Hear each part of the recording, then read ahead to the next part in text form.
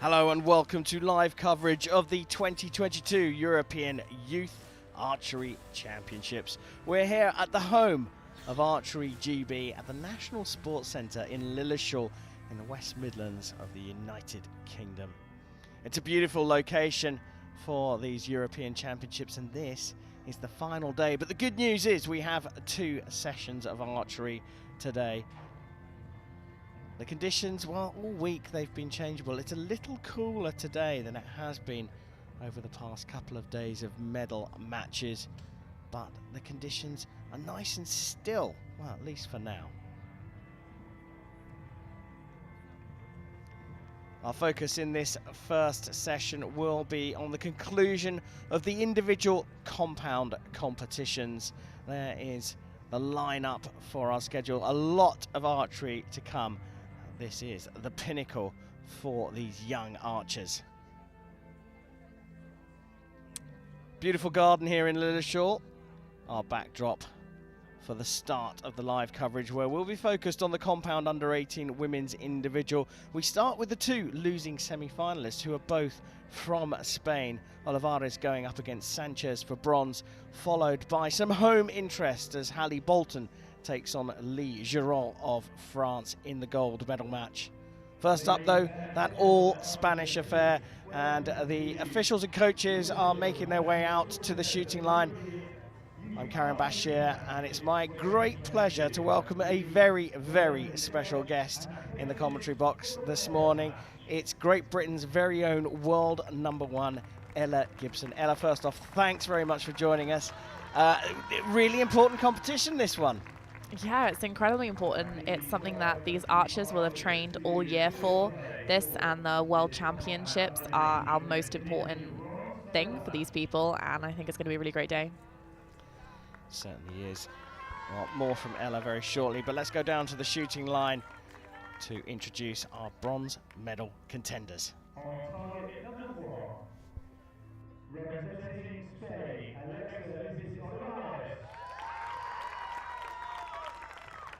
on target number 2, also representing Spain,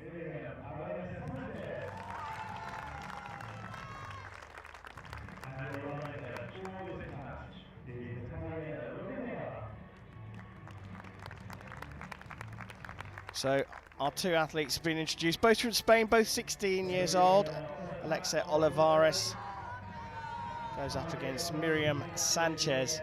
And Ella, give us a quick prepper on what to expect. How does the scoring work? Let's start with that. Well, these archers will be shooting 15 arrows. Each arrow has the highest value of 10, and they'll be doing a total cumulative score to decide who will win this match. There you go. World #1, consummate professional with the mic in her hand as well. Ella Gibson is with us all morning. We get the live action underway with the bronze medal match here for the under-18s, the compound women's tournament. 10. So at the beginning of this match, let's just talk through what's going through the mind of these athletes right now. You're the world #1. You've competed at this very competition. How do you set up? How do you get going? We've seen a 10 and now something outside the gold. Well, when you start out on a stage, you're really nervous and you're just trying to calm your nerves and make the best shots you can. I think today also an important thing to note is the wind and the breeze. So these archers are going to be trying to assess their surroundings, account for it, and make some decisions, and then analyze where their arrows go and go from there.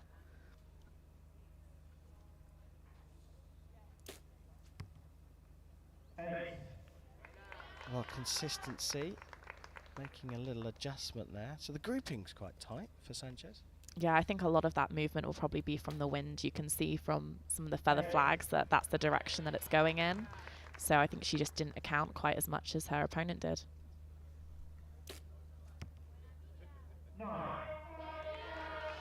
Getting ever closer to the centre, but Sanchez dropping 4 points to her teammate Olivares. Noticed as well, and this is it, here we go, we start with a tricky one straight away, Ella. Sanchez there was looking straight down the lens of the camera. Probably, possibly, at least, the first time they've had cameras pointed at them. What's that like, standing on the field? It's a little bit terrifying, honestly, if you're not used to it. Standing there, having people watch you, knowing your parents and your family at home are watching you, can be really quite daunting. It can be hard to forget, but you just have to stay in the zone, focus on you and the target, and know that that's the same as any other day when you train. Yeah, and certainly Olivares handling it just a little bit better there with a 28 out of a maximum 30.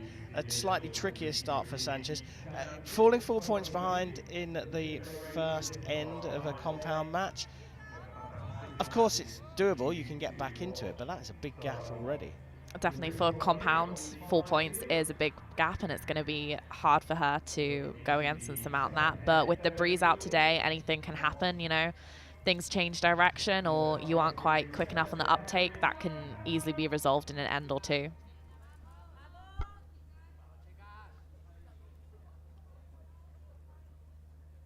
So Olivares on 28. The scores continue to build from here, but it will be Miriam Sanchez to shoot first in the second end.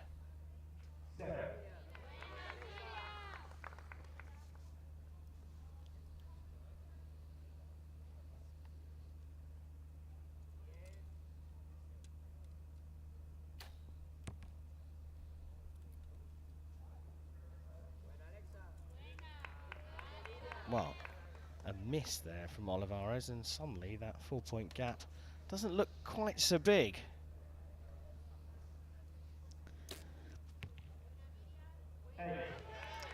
She's grouping really well, just all in the same place. I think she probably needs to aim off or account a little bit somewhere. It could be something in her form, but I think it's likely just nerves and a bit of wind. And our opponent needs to try and forget about what just happened. Well, that is another miss from Olivares. A 28 in the first end, and so far, no points in the second. I wonder whether something on her kit's gone wrong or whether it's just some breeze and some nerves causing an issue. Well, I've got to say... Great recovery. Yeah, a lovely last shot, of course, but I've got to say, that's the first time I think I've ever seen two misses in a single end, and very curious after a 28 in the first end. She's looking pretty chilled and pretty relaxed about it, though. Surprisingly very calm. Oh, you can see there looking at something in her peep. Possibly she couldn't see through it, and something may have happened with that. So possibly a little bit of kit trouble there. Now, is that a little bit of, I don't want to say lack of experience, but I'm trying to find a better way of saying it, but these are youngsters, these are under 18s. Is this a big learning opportunity? Let's put it that way. I think it will be a massive learning opportunity. When they are so young, you often find that youth archers don't do a lot of their equipment and don't necessarily know a lot about it, and their coaches can be responsible for that for them, which a lot of the time can be fine, but when you're out in a finals field and up doing alternate shooting, if something goes wrong, you can't step back and get someone else to fix it for you. You've got to be prepared and know how to fix it on the ball, which is, of course, tricky, especially when you're nervous and don't necessarily know what happened, but something that I think these archers will probably learn from. Well, interestingly, the Spaniards told us before this match that there were going to be no coaches out behind the athletes in the box, but someone's rushed out to the aid of Alexa Olivares. She trails now by a whopping 11 points and will shoot first in the third end.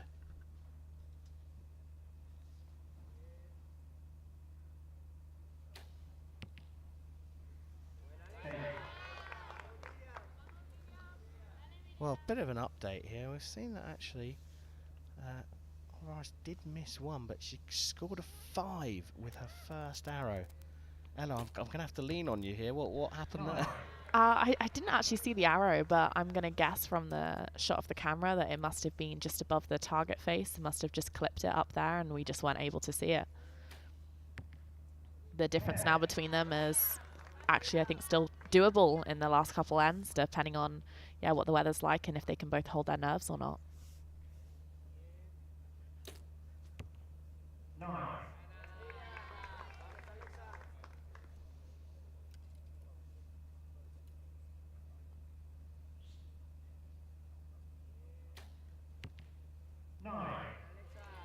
looking a little bit more like it from Olivares at 27.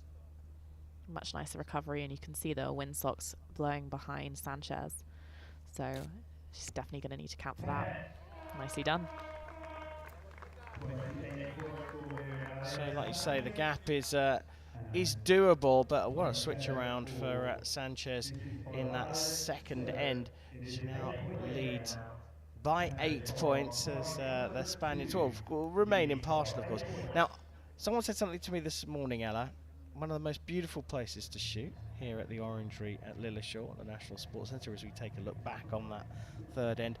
But the hardest place to shoot, I'm told. Yeah, Lilleshall is as much an amazing facility, one really, really hard facility with a lot of breeze. It's kind of almost a joke in the UK that Lilleshall is windy and has its own little microclimate over here, and the Orangery is no different. It can be great weather or it can be awful weather, depending which direction that wind is coming from. And we have the building on the left-hand side of the arches. That gives a lot of comfort and shelter if the wind is coming from that direction. But if it's coming from the other direction, then it can just hit you, hit the wall, and turn around. So you can get a really difficult swirly wind. And that's tricky, especially when you're nervous and under pressure, because you don't always trust what you're seeing. You automatically think it's you, and sometimes it isn't. Sometimes it is the weather conditions. And you have to be confident enough to make those calls and adjust where you need to so that you can hit the middle. Yeah, very tricky location. Fourth end now, and it's Olivares to shoot first, as you can see, trailing by 8 points.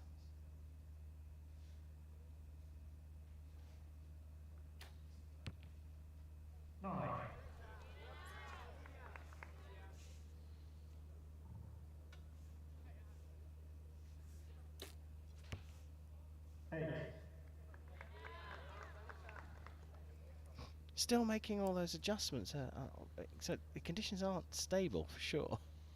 Yeah, I think they are a little bit unstable. Personally, if you have inconsistent breeze, I would suggest aiming off or using your bubble rather than constantly moving your sight, because you can't do that at full draw. And if you get pushed around and that changes, then what are you going to do when you're up there? You know it's not going to hit the middle and you can't move your sight at full draw.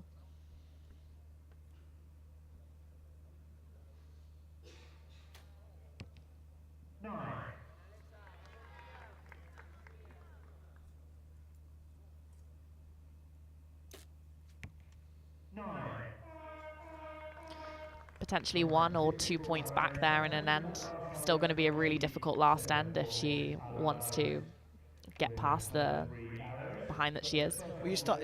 This is interesting. So it's sometimes very difficult to ask this question, but given who you are and where you stand in the world, it's an easy one to ask. When you're this far behind, which I'm sure you never are these days, but if you were to imagine yourself this far behind, are you kind of hoping that there's a miss or a gust of wind for your opponent? I think, of course, you are, because at the end of the day, you want to win. You know, this is for a bronze medal. This is the difference between getting on that podium, not getting on that podium. And these archers will have prepared all season for this event. You know, it's really important to them. So you want to win. And as much as you may like your opponent and especially your teammate here, you are going to slightly in your back of your head hoping that something might go wrong that can mean that you might be able to take the win. Obviously, you don't want anything bad to happen to them, but you want to win. We're all competitive people here. You're competitive people. Of course, yeah, you want them. I've got to say, I'm really impressed with the way that Alexa here has handled that second end. She's sort of taken it in her stride, and that shows a great deal of maturity. Tough ask here, though. A 7-point swing now.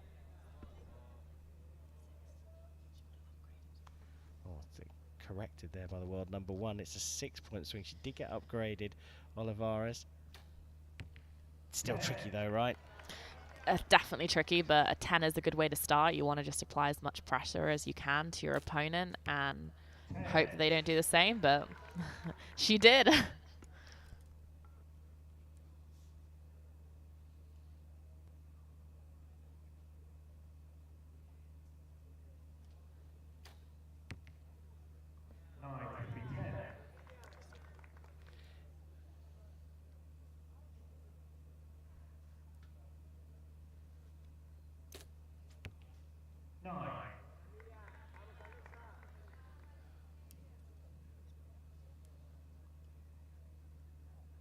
So the last arrow here from Alexa Olivares.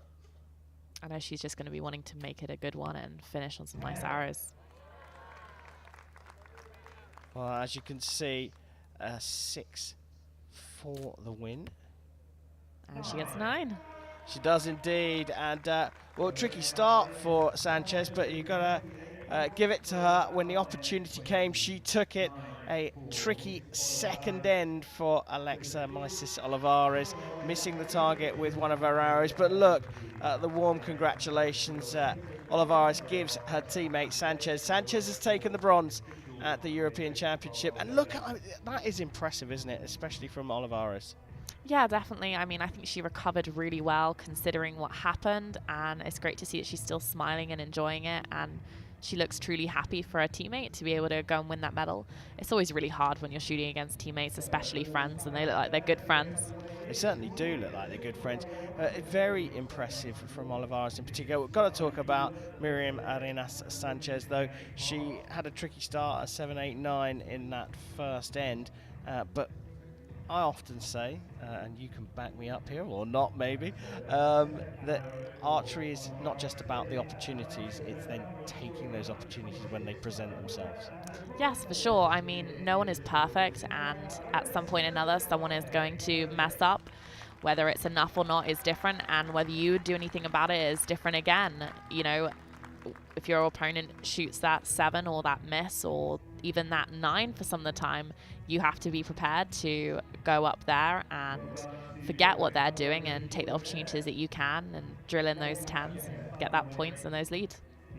And that's just what Miriam Arenas Sanchez has done here. She's taken the compound under-18 women's individual bronze medal. We take a little glance back over this. Ella, as we've got you here, off you go. Tell us what we can see here. Anything in particular about technique?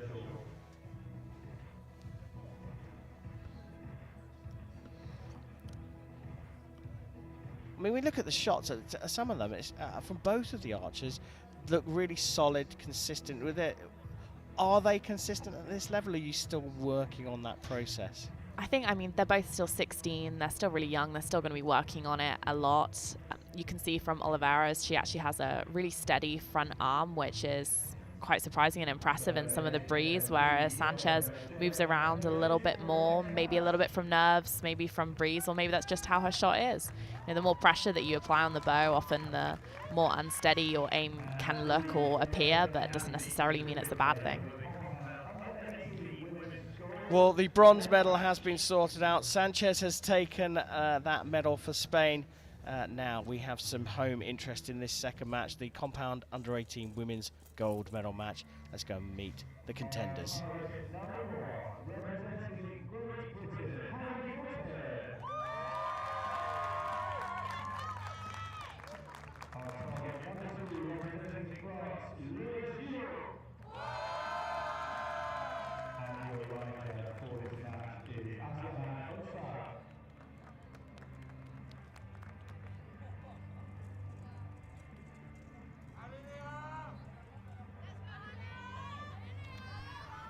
Well, here we go. Our first gold medal match of the day here.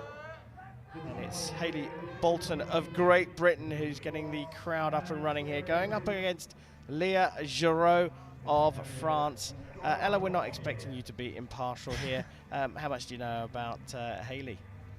Hallie is a really good archer. She's been having a really good week this week. I believe she qualified first in the qualification, and I think she shot a new PB there actually as well.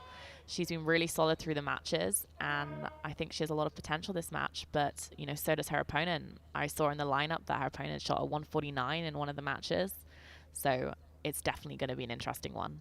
Well, it's Hayley Bolton who's got us underway here. She starts with a 9. Like the Spanish girls, slightly on the left, and same as Leah, so that might be a case of a little bit of breeze and needing to account for that and get used to the conditions out here. She's moving around quite a lot over there, if you watch her long rod. Really impressive that she managed a 10 out of that.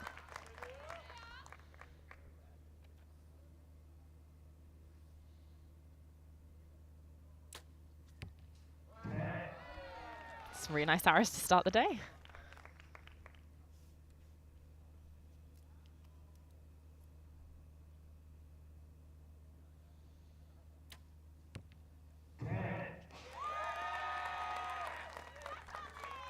What a start. Brit is going to lead here after the first end, but it's impressive as well from Giraud. Just 1 point in this one.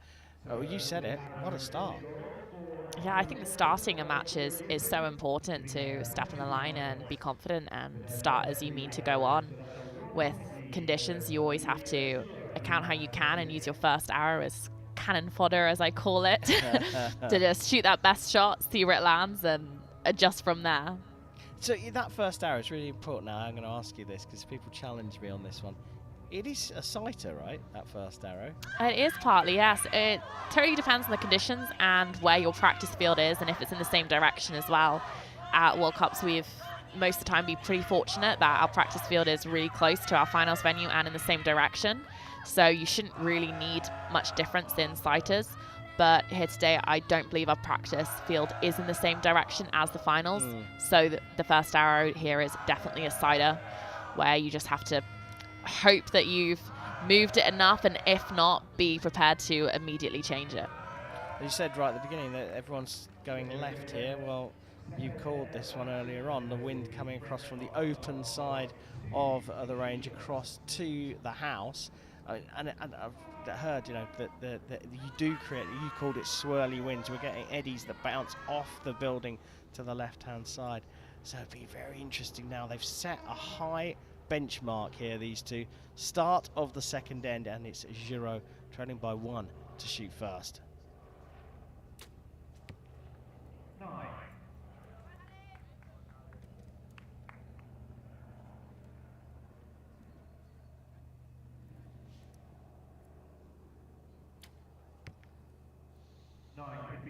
Slightly out. I think it's just out, unfortunately.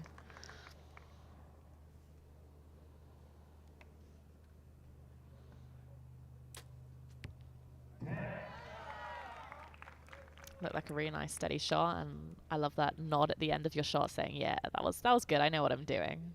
It's a good reassurance psychologically.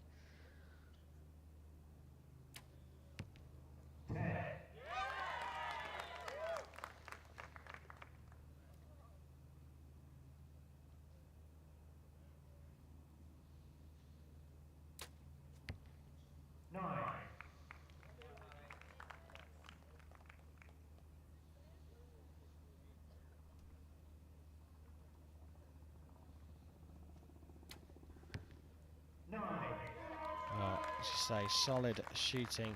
She maintains that 1 point lead, does Bolton. Tricky match between two teammates, the first match, but there's a distinct levelling up. So first question, is it easier to come on second? Can you gain something, glean something from seeing two archers going up against each other in a tricky field? You definitely can, actually.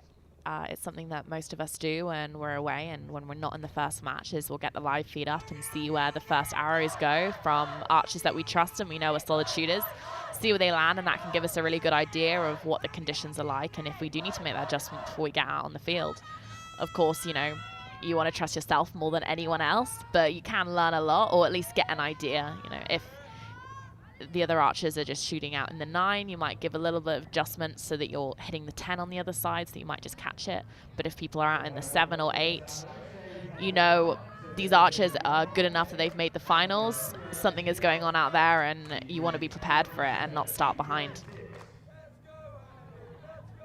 Well, the British teams up there, some gold medalists in that group there.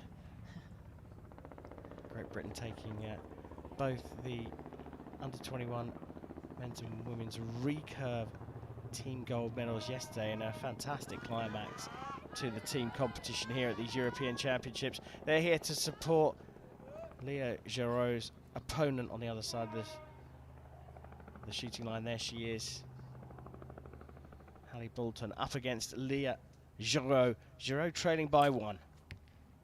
It's a really nice start, definitely what you need to open an end when you're behind. You need to put pressure on your opponent as much as possible and see if they'll crack or respond well.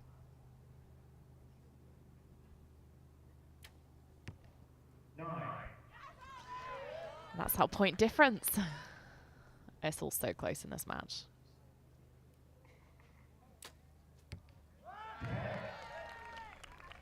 Like a really nice confident shot from Giraud. Hopefully Hallie can respond with the same.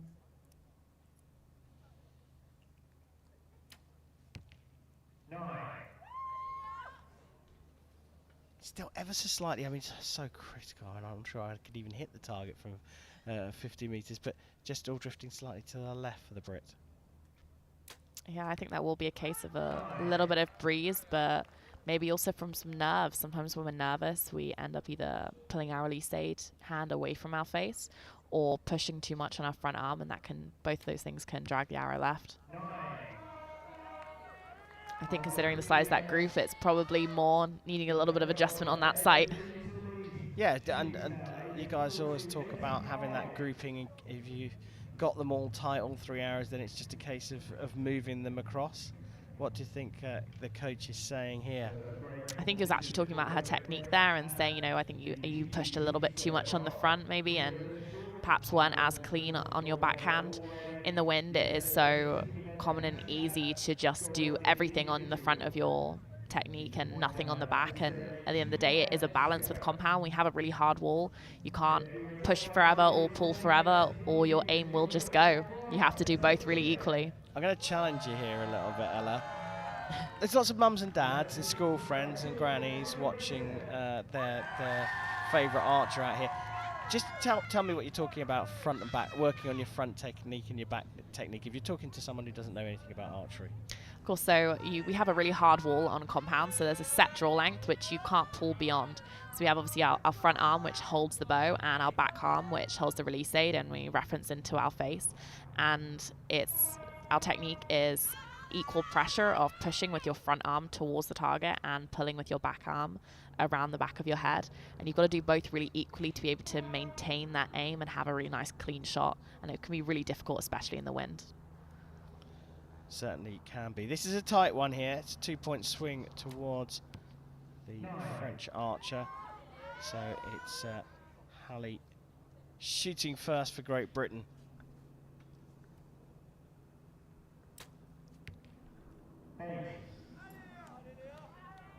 She's also gone left there.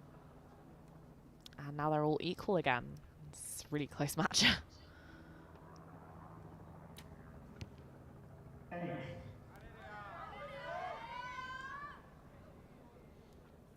At this point, if I were these archers, I would try aiming off instead of moving aside. I think you can do that a lot more accurately. You know, if you see an arrow land mid left 9, then if you aim mid right 9, you should be good in the 10. Whereas moving your sight, most people, I'd say, don't actually know how much a click does, which is very little. Honestly, it's only for tiny adjustments. So for that amount, you're either going to need to be spinning at a load or just aim off. It'll be far easier. Well, whatever Bolton did there, it got her into the 10. There's a 112 available here to Giraud. But she needs to hit the 10 herself. Bit of a longer hold as well. Yeah, a little bit of movement on the front arm. I think a little bit of a longer shot, and maybe she lost a little bit of pressure there, which made her aim not quite as good and not as natural a shot as she has been making. Well, what it means is that we've ended up on 111 apiece, of course, subject to confirmation. A little bit of tension by the looks of things with Giraud. You know, it's really hard being out there. You get so nervous and you want it so much. This is to become European champion. As we said, this is the most important competition of this year for these guys. So she's really going to want it. And when you're all so close and you've had a little bit of lead and you kind of lost it and you could potentially get it back, you know, there's a lot of emotions. And when you're out there, it just goes so fast. It's such a short time. And obviously, because you're not collecting your own arrows, it's far quicker than any other match that you will ever do, and a very different rhythm of things. So that tension can really build up and those nerves can really build up, and it's hard to deal with them when you maybe haven't had that experience yet. Well, it's certainly set up for Fantastic finish here. Sun's trying to peek its head out from behind the clouds. 1:11 apiece. 3 arrows per archer to go. Who is going to claim the European title? We know that most of the crowd are right between, or right behind, I should say, Hallie Bolton. 9.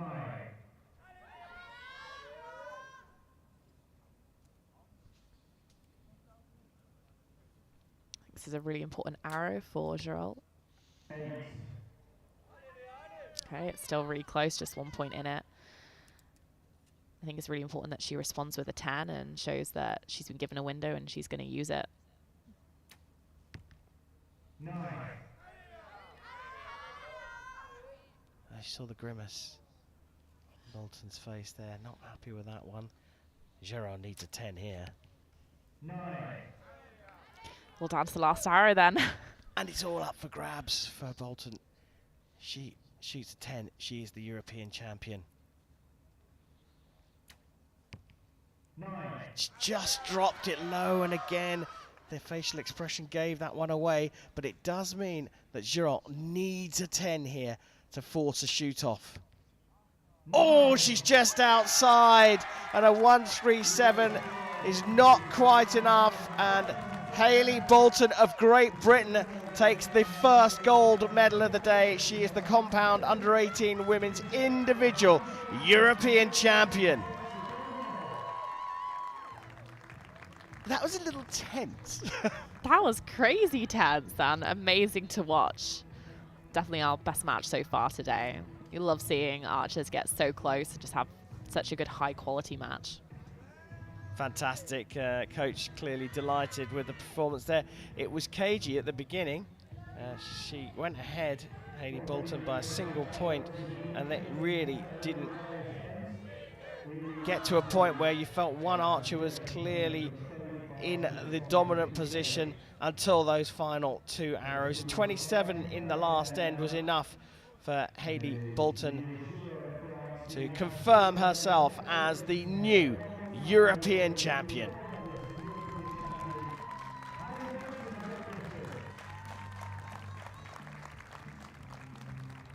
Well, the crowd building up here in Lilleshall, and the early bird catches the worm, as they say. Those who made the early start here have been treated with a gold medal and a European title.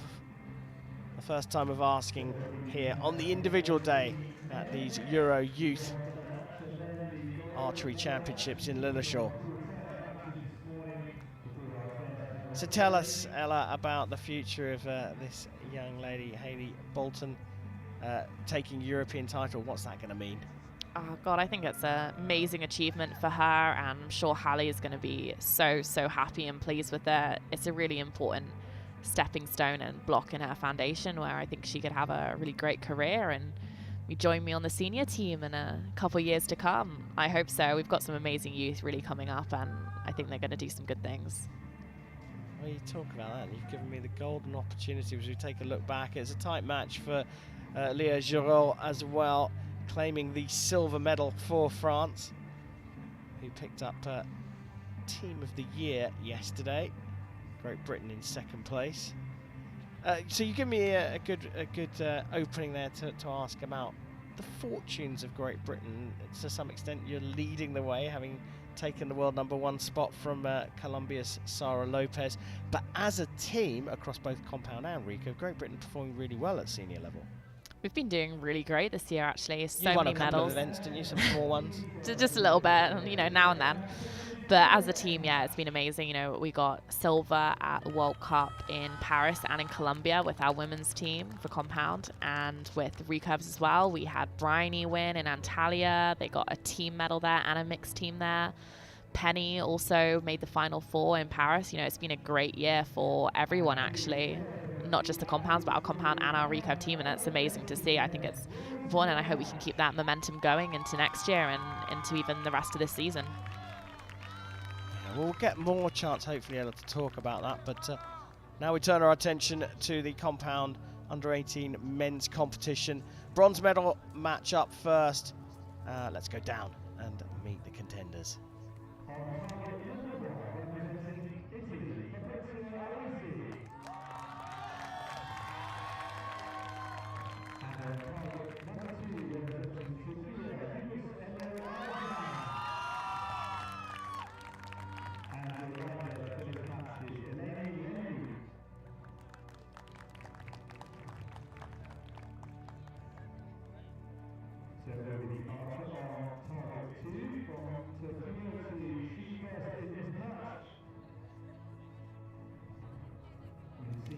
Well, here we go. Two archers who've had some experience on this field here in the team competitions. That is Turkey's Yunus Arslan, who is shooting up against an Italian. I say Turkey, of course we now got to say Turkia. Arslan from Turkey up against Fabrizio Aloisi from Italy. Both have been out here. Conditions, though, today on the individual day, a little bit different. This for the compound under-18 men's European bronze medal, and it will be Arslan to shoot first.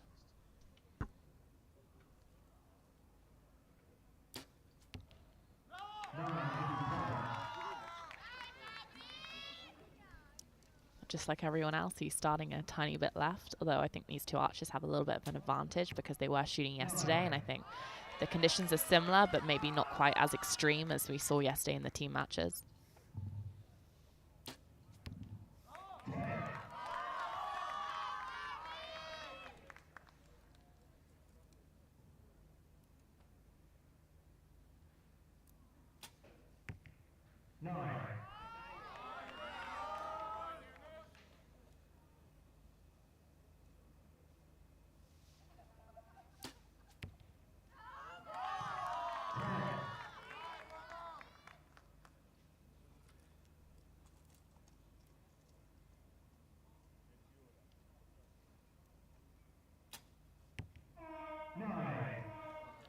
Well, good grouping from Aloisi, but a potential perfect from Arslan. Certainly a 29 to start with. It seems like the speed's just dialed up a tiny bit, maybe 10-15% shooting faster. Is that a difference between men's and women's compound archery? Not necessarily, you know, I think a lot of women shoot really fast and a lot of men shoot really fast. It's not necessarily a sign of the men or the women or anything like that, or even the younger or older people. Sometimes it's actually to do with the wind. So I know for me, I'll shoot faster and more aggressive in the wind because you're a lot stronger in that.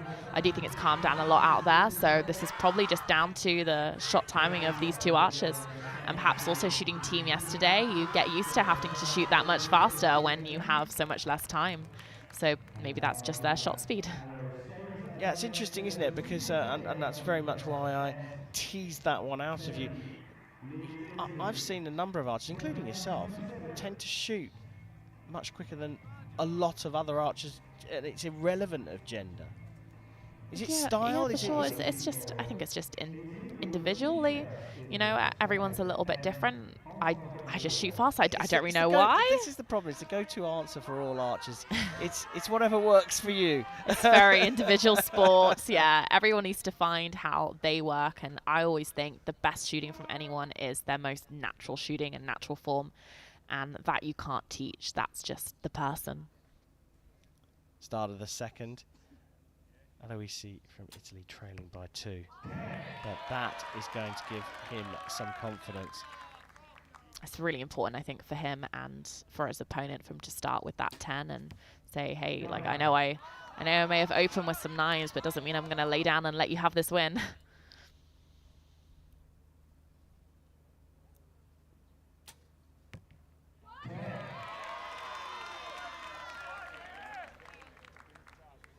Indications that Aloisi's dialed into the middle. Great grouping as well. Puts a little more pressure on his opponent as well.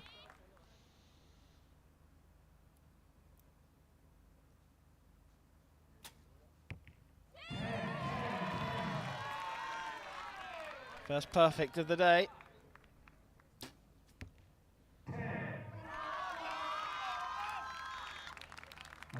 That drop point from Arslan, just the one, means the gap has closed by a single point.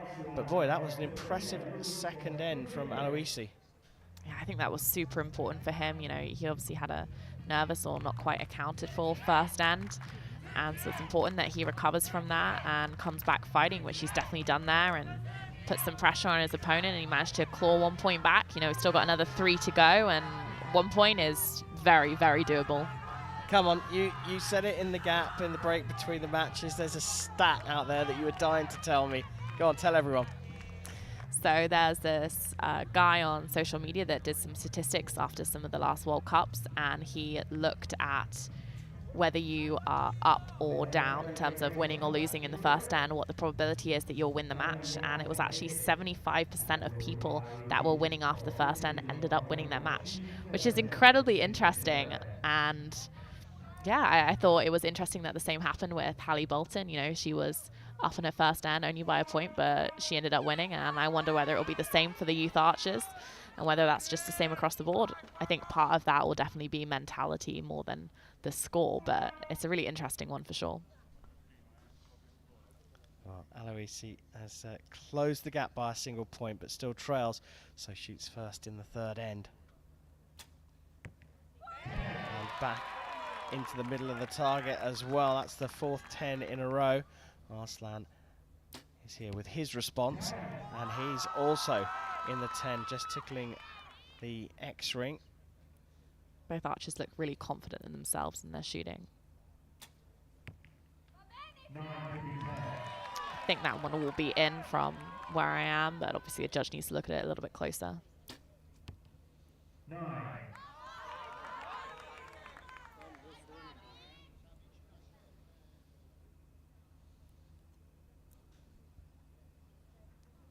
See the flags fluttering in the background. The wind's just slightly picked up, at least temporarily. Another line cutter, and it looks potentially to be another perfect score for Aloisi.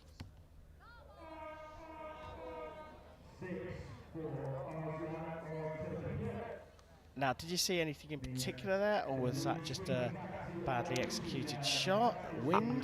I didn't, but I did hear the buzzer go really quickly after he shoot it, so I do wonder if he ran out of time and maybe drew up later than he should have, or something like that. Otherwise, there may have been a little bit of breeze or nerves causing it. Yeah, time pressure certainly has been a factor here. Aloisi looking single-minded, determined, trying to stay focused here.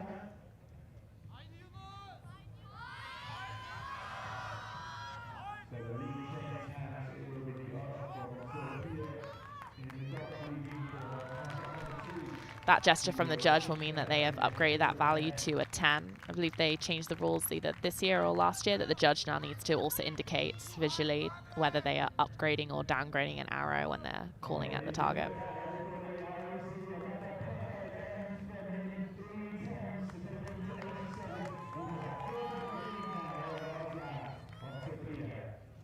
Well, what was an incredibly tense battle as you look at the Turkish contingent here supporting Yunus Arslan, I think, to have turned right around in this match. Aloisi now in the driving seat. 4-point lead is a pretty strong thing to go into with 6 hours left to shoot, especially when he's just shot 2 perfect 30s. So he definitely has a strong advantage here. Arslan having to fight back. He needs to have some good arrows himself, and he'll be hoping for a mistake from the Italian.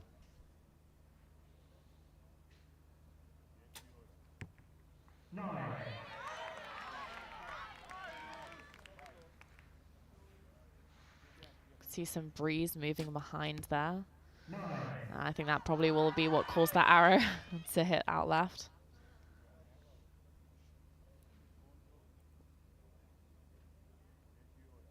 Starting to come down on him. That was a little bit unexpected. His shot looked quite nice and smooth. Now, can Arslan capitalise on this? He does with a 10 and a 29. What a difference. Exactly what he needed. Reduce that gap to go into that last end. Bit of pressure now on Aloisi. Yeah, and you can see some movement on his front arm. I don't think that is from the breeze. I think that might be from a little bit of nerves. But he still manages the 10 out of it. Yeah, cuts the line.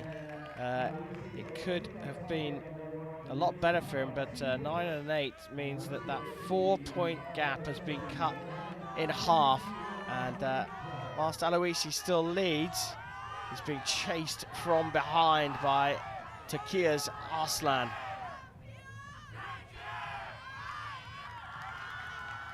So you're sitting in a box of Fabrizio Aloisi.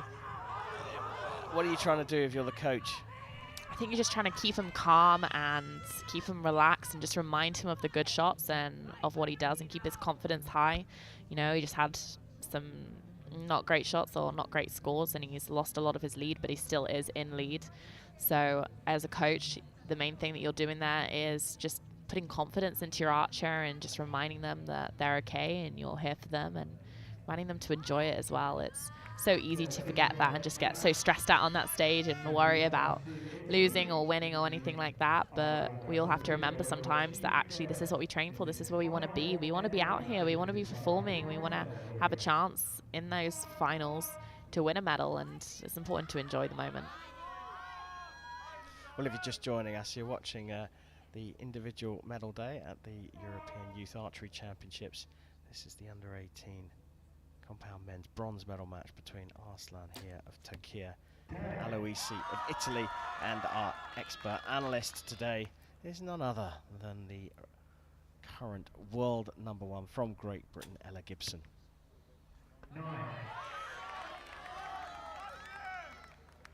That's just what Arslan wants now that lead has been reduced again to only 1 and it's all into the last couple arrows. It's still nervy, isn't it? And Arslan's still making a Definitely. few adjustments there. Pressure really on Aloisi here. 10 would really settle things down for him. Still into the 9s. So it's not done yet, but I think you'd probably rather be in the Italian shoes. Nothing to lose. Oh, it's only a 9. So 9 will win. So 9 for a European podium position and the bronze medal. Aloisi on the shooting line. It looks like it's 10. cut the line for a 10, and boy, it was never certain, but Fabrizio Aloisi from Italy has taken the compound under-18 men's bronze medal here at the 2022 European Youth Championships. Well, what a performance from the pair of them. A tight match, Ella. Yeah, that was so tight throughout the whole thing, and they both just carried on fighting. It was really great to watch and a really great performance from both archers. They should be really pleased with themselves. Well, we just wait for a confirmation. That's Aloisi just going, why are we standing here? Oh yes, we've got to wait for the target judge to confirm the scores. We did see a couple of change arounds yesterday, so it is important that we do wait for that. Nothing that we suspect is going to change here. Fabrizio Aloisi, a European bronze medalist.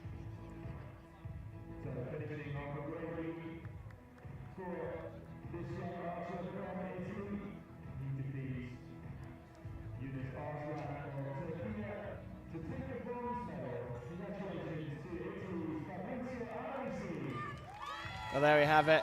Confirmation then that Fabrizio Aloisi had to wait for a while for the target judge to call it, but he is a bronze medalist at these European Championships.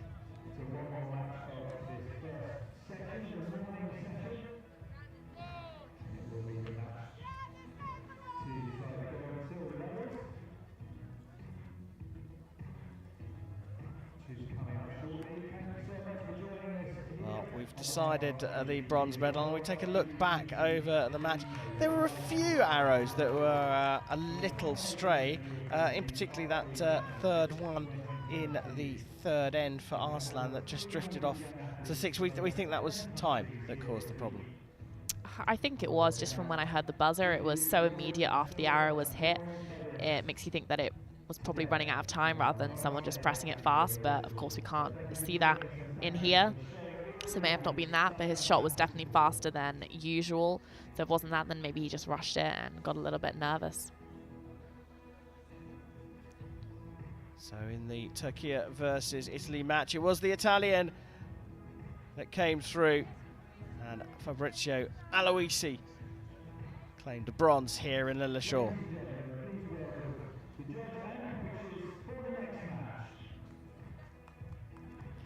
Well, bronze sorted, so now we have to dish out the gold and silver medals. Turkey feature in this match as well as the coaches come out. Turkey going up against Israel. Eren Kırçar from Turkey taking on Shamai Yamron from Israel. Well, here come the athletes. Let's go down to the field of play for the introductions of the compound under-18 men's gold medal match.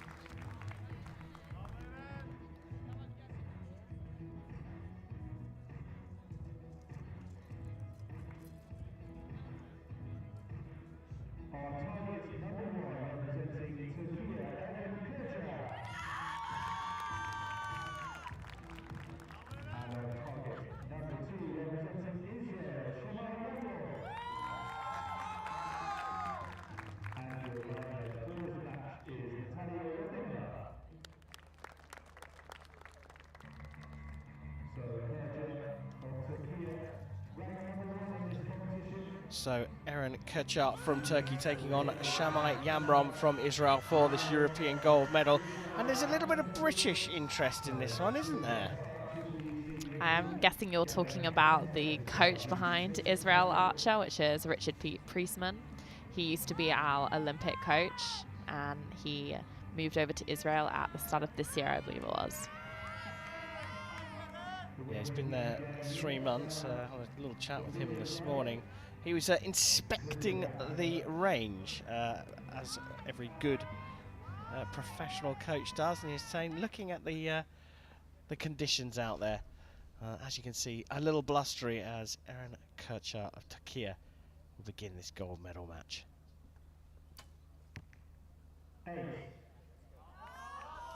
Like most of the other archers, he's starting off left again.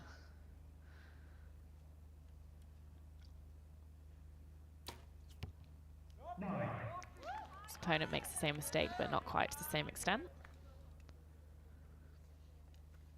You can see they both have adjusted a bit. Hopefully it'll be enough. 9.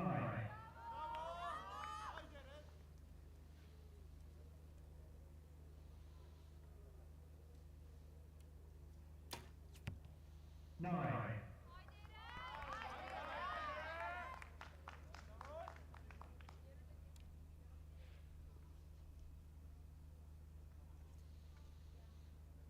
You can see some movement on his long rod there from some breeze.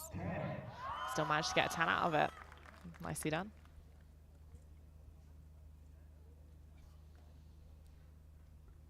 So 27 set, 28 available to Yamron, and he gets the 10 required to take a 1-point lead. And a little bit of fist bump there. Doesn't want emotions to get away from him. There is Richard Priestman, the British coach of the Israel program. Looking on, good start. He said to me this morning, there's a lot of potential in this young archer, Shamai Yamron. From what you see, I mean, I know you've only seen 3 arrows, but you've probably seen a little bit of this young man. Looks very solid, looks composed. Yeah, he seems to be having a pretty good season. He's had some good performances this year, not just this week. And I'm sure he does have some potential. His shooting looks pretty solid and just what you'd expect from any archer out in a gold medal match. Turkey are known for their good archers. Arguably the oldest archery centre in the world, Archery in Istanbul. A lot of expectations on these young archers from Turkey. I'm sure there will be. You know, archery is a massive sport in Turkey and has a huge following, like, you know, football or that might have in our country. A lot of people watch it and a lot of people care about it, so that both makes it better and more difficult for these archers. It's more commonly practiced and they have a lot of funding and full, you know, systems in place for them all.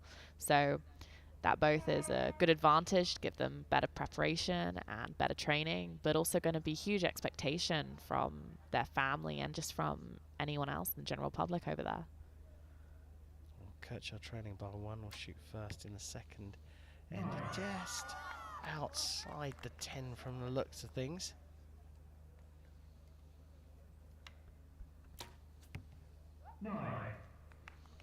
Didn't quite look like his normal smooth shot. I think he may have lost a little bit of pressure on the back there.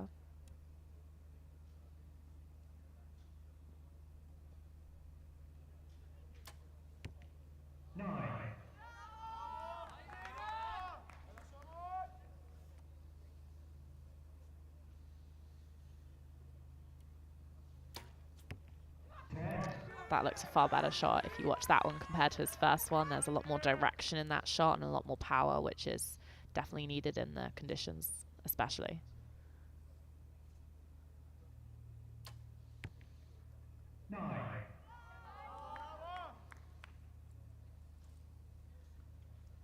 Looks like he's searching for some answers there.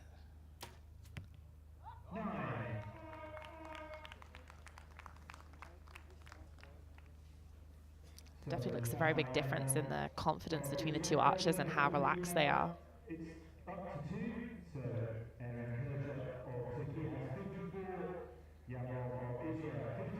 Well, he's having a look down at the scope here at the arrows. What is he trying to glean from that? Just a score? I don't think it'll be the score, but more likely be the placement. You know, when you're out there and you hear that you've shot a 9 or a 10, you want to know actually where exactly they are, because there's a big difference between hitting a 9 that is half touching the 8 and hitting a 9 that's half a millimeter out of the 10. And that changes a lot in terms of how you're thinking about that. If you know it was a good shot and it didn't hit a 10, you want to know why, and you want to adjust however you can and analyze your shot and everything like that to know what you need to do to make sure that doesn't happen again. Because at the end of the day, we do want 10s. You want to shoot perfect out here. You want to win. When you're in this final match, though, you know, you having competed all week and you've shot your 72 hours in qualification, then gone through a number of knockouts to get to this point. How much can you change? How much can you change between ends? I mean, not much, but if you know what you're doing wrong and if it's just a one-off, then for sure you can change that. You know, everyone has some bad habits and might do something silly under pressure. So if you can identify that immediately and go, actually, you know what, I was a little bit nervous. I did this when I shouldn't have. I don't normally do that. Then you can immediately correct that and fix that for the next arrow, never mind the next end.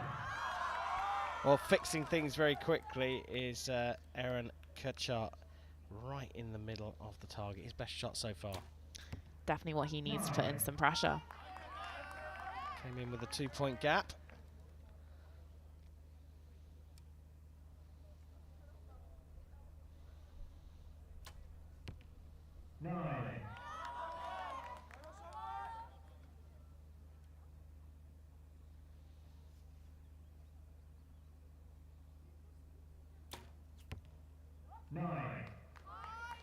Maybe that's a little bit of over-adjustment since he dropped too low last end. He may have thought, hey, this isn't quite right. Move his sight down and hitting out high now. Well, we're through the halfway stage of this match. A 10 and 2 9s for a 28 for Kutchar. Puts him on 82 points, but 84 available here with a 10, and that's just what Yamron has got. So the Israeli taking the opportunity when it came. Sometimes it is down to one arrow, isn't it? These matches, especially with the accumulative score. Could that be the one arrow that wins it for him? I mean, it could be, but you could say that about absolutely any of the arrows. There are, of course, important moments in the match. You know, when you've both been shooting clean a while and your opponent drops, it's important that you don't. Equally, if you've been having a hard time, it's important that you come back strong and fighting. There are really key moments in the match, but also it's just cumulative. So if you shot it in a totally different order, would that make any difference? You know, you don't know. There's part psychological and part just numbers game. Well, okay, look, so we usually have either recently retired archers in the commentary box in your seat or coaches. Now we've got you, current world #1. All of them tell me you're not worried about what the other person does on the shooting line, you're just focused on yourself. Come on, that's nonsense. You know what's going on the other side of the shooting line, don't you? You know, sometimes you do and sometimes you really don't. It's the same thing again, always from archers. I'd say in individual matches, you almost always know what's going on, but you don't necessarily know how many points are in it because things get called and it changes when you get to the other end. The main thing, I, for example, never try and look at the score and know where exactly I am in a match, but you know if you're winning or losing by who just opens the match each end. So that tells you a lot. If you're starting, you know you're behind. If you're not, you know you're ahead or equal if that was the decision at the start of the match. So that gives you more idea. You might know if you're winning or losing, but it is entirely possible that you might not actually know how close the match really is until you watch it back. Well, there you go. You heard it here. Kircher starting this one off with a lovely 10, looking to close the 2-point gap.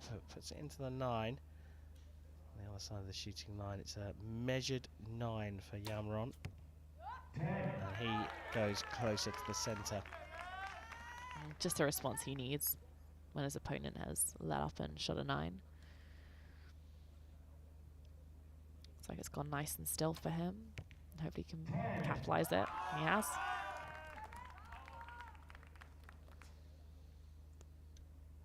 Opportunity to maintain at least a 2-point lead. Gets a 10. Now we have a measure here. This could be an important measure as well. Holding a 2-point lead could be marked up to 3. Did you get a sight of that first arrow? I do think, unfortunately, it is out, but you never know when you get up there, and angles are also different when they get a magnifying glass in it. There is a chance it could be a 10. From my view, I think it is probably out, but we'll see. So close. It's that top arrow they're looking at. Judge didn't give us the hand signal that time.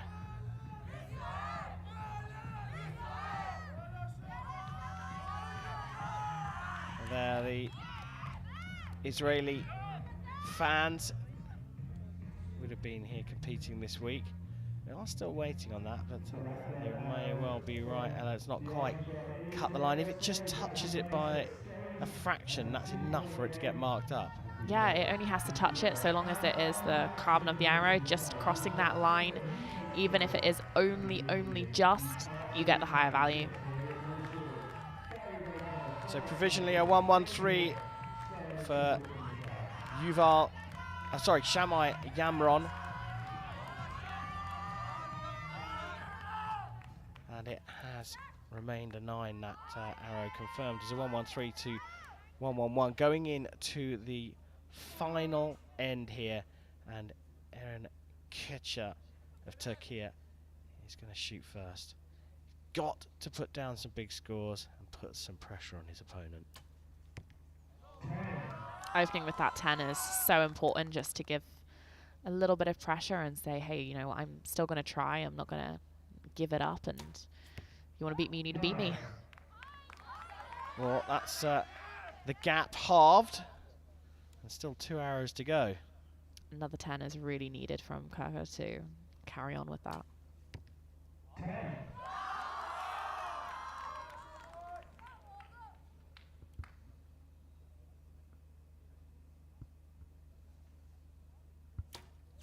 Pressure here. Oh, really nice looking shot. I think that one is in this time. Well, there you go. So that 9 asterisk means it will go to a measure. Ella Gibson thinks it's a 10. Again, another important arrow. And look at the finish here from Kircher. Well, if he was to do this, he has landed a perfect at just the right time. 1-4-1. Provisionally up against a 140 here, with a definite 9 and a 27 provisionally. Now that second arrow is absolutely critical. Are you sticking with your conviction there and calling it a 10? I do believe it's a 10, but yes, we need to get a judge there and see closer. As you can see, it's gone in another hole, so we can't see very well. Yeah, that's tricky. You can judge right by that target. That's 50 odd meters down from where we are. We're almost directly behind the archers on the shooting line, so about 55, 56 meters down the line. There's no chance of us calling it, and even up close, a magnifying glass is required. Ella Gibson, world #1 and expert analyst as well. You called it spot on. It has been marked up to a 10, and that means we have a tie after the 5 regulation ends. We're waiting for that confirmation to be marked up on our scoreboard, and that's because the target judge is still measuring the other arrows on the other side of the target. But we believe that we've got a shoot-off, a tiebreaker. Ella, talk us through that. Here is that confirmation, the arms out from both sides. We're all tied. What's going to happen next? So they're going to put new faces on the targets, and these archers are going to shoot just 1 arrow in the center of the target. Whoever gets the closest to that little X right in the middle will be our winner. Well, there we go.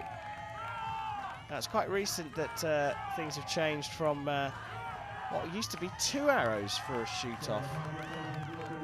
Now just down to the single arrow.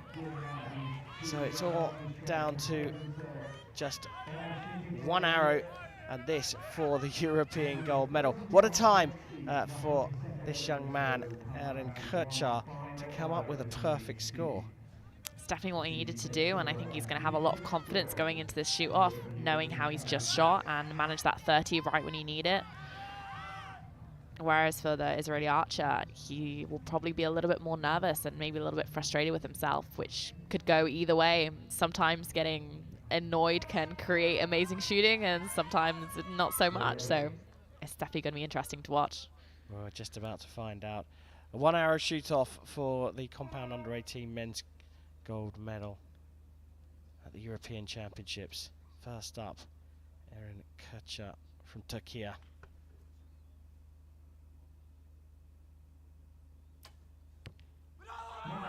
Right, that's a 9. There's room for improvement there. Simple, get it in the 10. And Shamwai Yamrom is the European title, but he hasn't taken it. He's gone way left on an 8. It could get marked up to a 9, but it's not going to be closer than Aaron Kirchar's. He trailed from the very beginning, but he stayed in touch, landed a perfect 30 in the final end to draw things level, and he has gone on to win the European title in a 1 arrow shoot-off, 9 points to 8. Aaron Kirchar is the European champion. Well, what a turnaround, Ella. That final end, you called it, it's the momentum and the confidence built on the Turkey side of the shooting line as Israel's dipped. Yeah, when you have that deficit going into the last end and you manage to make it up, you just feel so thankful and amazed, like you've really been given a great opportunity to actually be able to win. So you always really want to capitalize on that. Well, good for the photo shoot. You can see the disappointment in Shamwai Yamrom's face. He led all the way through that until the final couple of arrows, but that was enough to give Kirchar the opportunity of taking the title in a shoot-off. He kept his composure all the way through as well, stayed in touch all the way through. He really did, and actually I think that the fact that he got to start our last end and our shoot-off was quite a big advantage for him, because he got to apply the pressure on his opponent rather than have it on him. Especially for that shoot-off, he gets to go up there and shoot, and his opponent knows exactly what he needs to do to win, and all of that pressure is on him whether he wins or loses, and that can be really hard to deal with. Still a silver medal though for Shamron. He was forced into a shoot-off, and Kirchar delivered the goods when it was needed. A perfect score in the final end to set up the shoot-off. And as Ella Gibson said, shooting first. Put in a 9, there was an opportunity for Yamron, but the pressure got to him, and there is the disappointment from the young archer. By contrast, on the other side of the shooting line, hugs all around for Aaron Kirchar. Well, that is half of this first session complete here at Lilleshall. Slightly grey skies, but coming up very shortly will be the medal ceremonies before we move on to some more individual bronze and gold medal matches. Don't go far.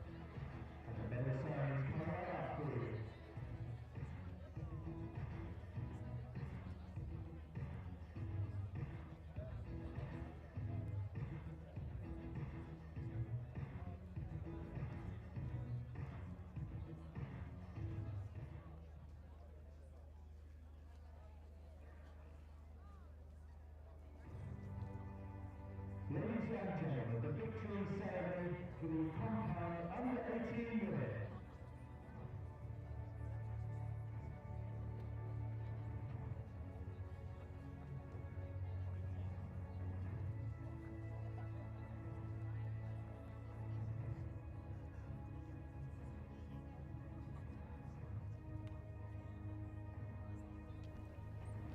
So medal ceremonies are now, and we start with the compound under 18 women's competition.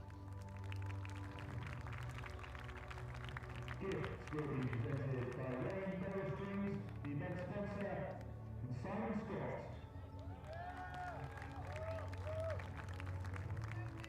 Bronze medal, representing Spain, Miriam Sanchez. Well, it was an all Spanish bronze medal playoff, and it was Miriam Arenas Sanchez who came out on top, collecting the European bronze medal.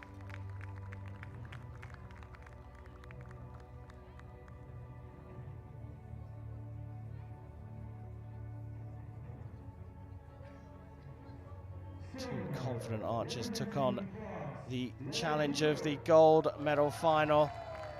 Great shooting from the French archer Lilleshall, but it wasn't quite enough to claim the title. She seems pretty happy though with that silver medal.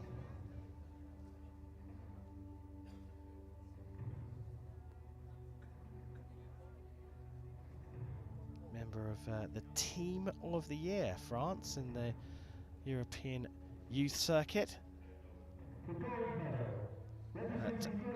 For the first time of art skiing here in Great Britain, it is a gold medal for the host nation. Hallie Bolton taking that medal. She looked in absolute fine form in the gold medal match, absolutely confident, and she stands on top of the podium as the new European champion.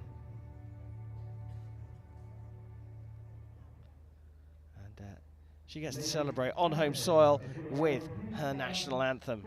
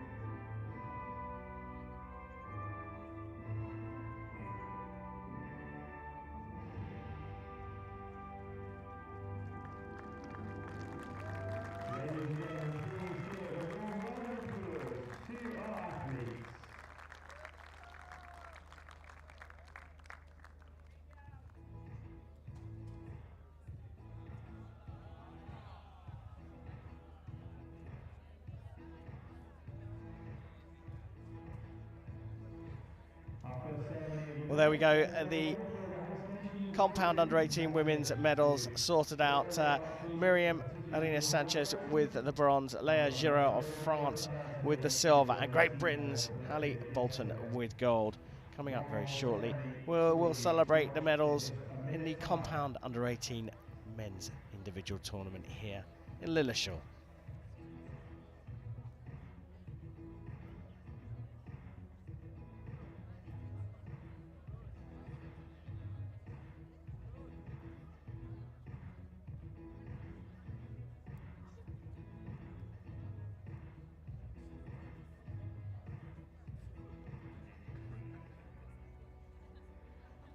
Ladies and gentlemen, the victory ceremony for the compound under 18 men.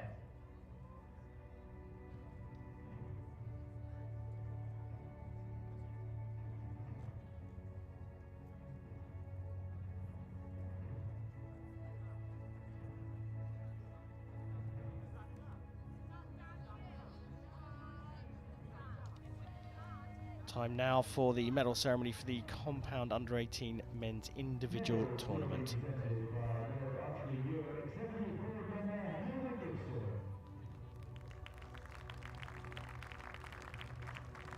Gifts will be presented by Archery GB World Chair Mark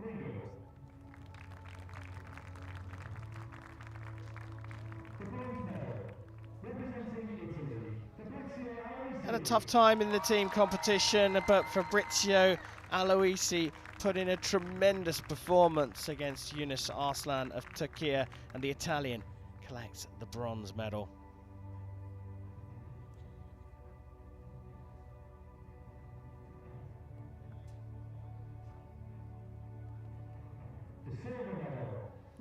Well, it was a high-quality final. He led from the start, but got pegged back in the final end. And in the end, after a shoot-off, Shamai Yamron from Israel has to settle for the silver medal. Still struggling to hide his disappointment as well.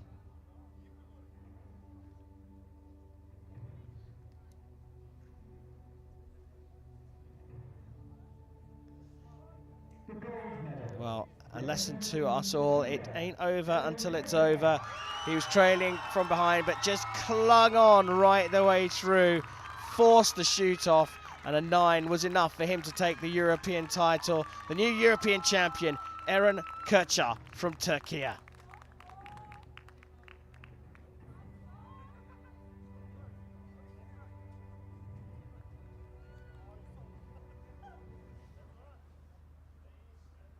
Ladies and gentlemen, please stand for the national anthem of Turkey.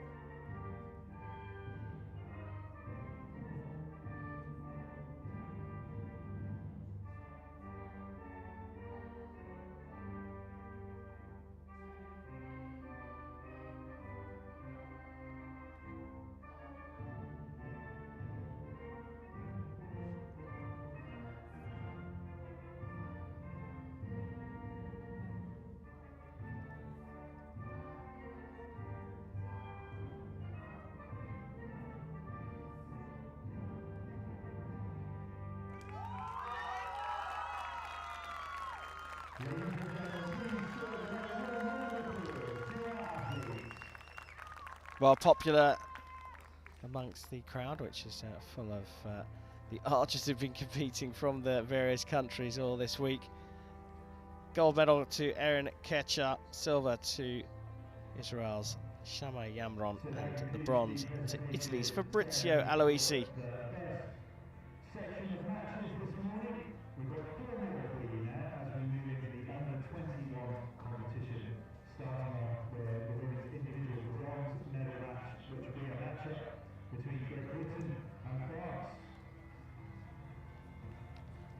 There's going to be a slight pause in proceedings here, but we have 4 more medal matches to come here in this live session from the European Championships. We are going to turn our attention now to the under 21 category, and well, here's how the archers got to this bronze medal playoff. It's the 2 losing semi-finalists up first. Grace Chappell from Great Britain takes on France's Candice Cadrenet.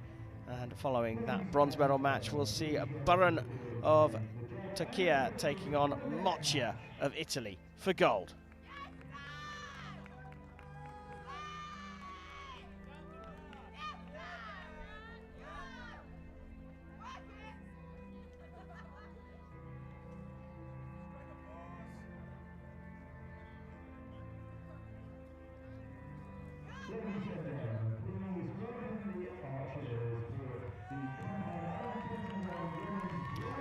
Well, here we go, bronze medal for the compound under 21 women, and more home interest as Grace Chappell from Great Britain takes on France's Candice Cadrenet. Let's go down for the introductions.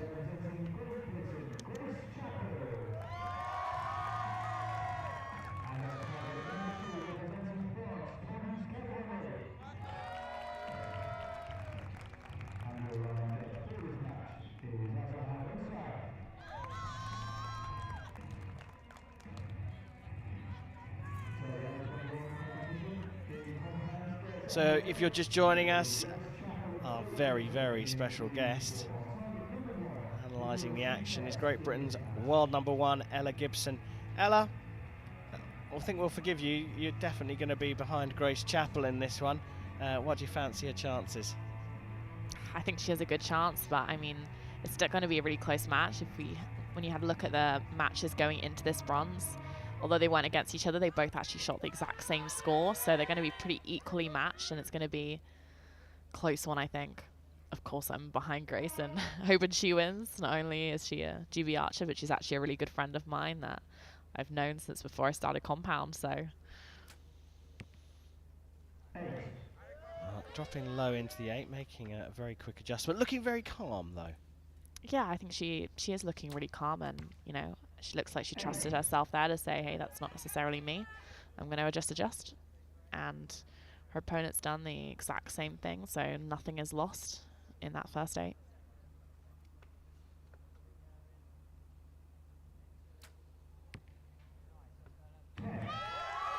Really nice recovery there from Grace, and that's really important for the match.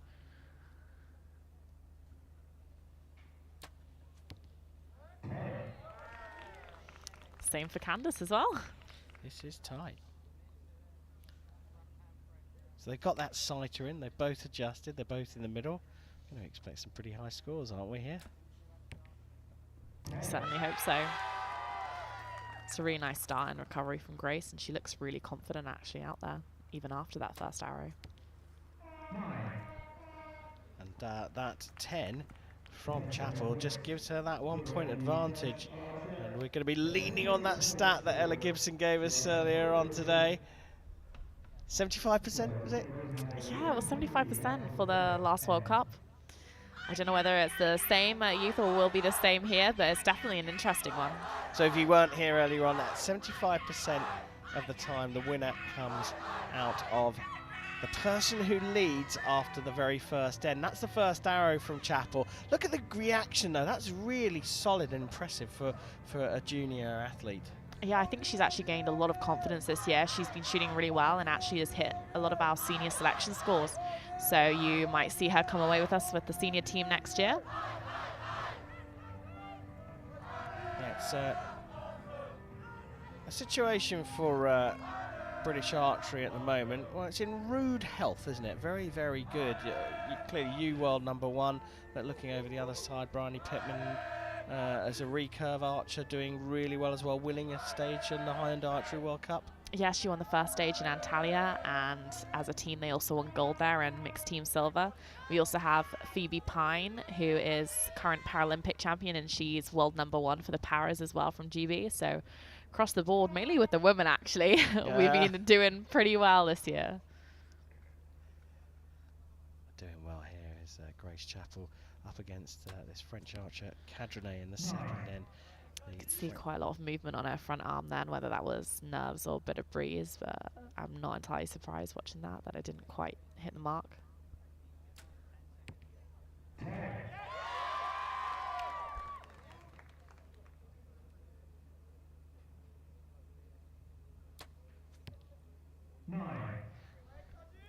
Talk about British archery being in rude health. Well, it's pretty exciting times for French archery at the moment as well, in the cycle leading up to their home Olympics. Doing pretty well here, but Grace Chappell has got 4 10s in a row, really dialed into the middle of the target now. 9s ain't gonna cut it at the moment.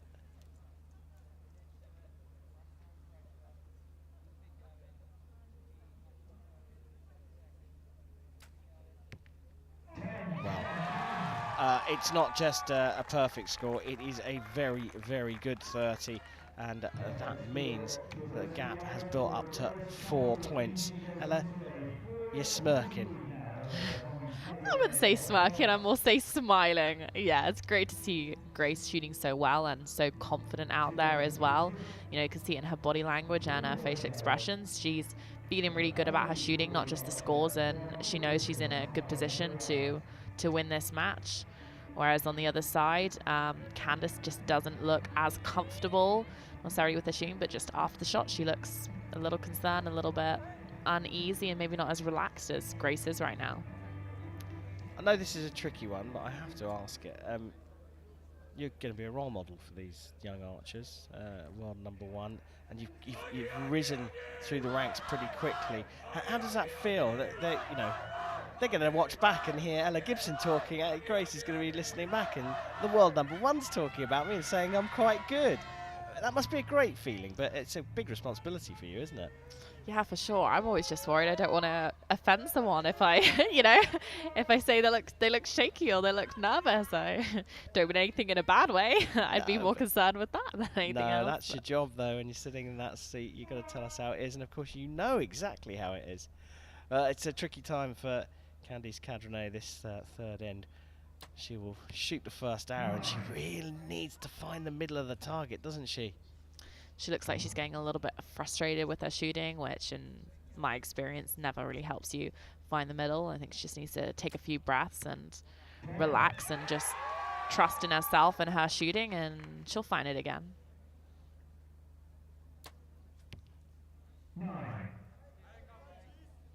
Ever so close, just going a little low. She just raised that group a little bit.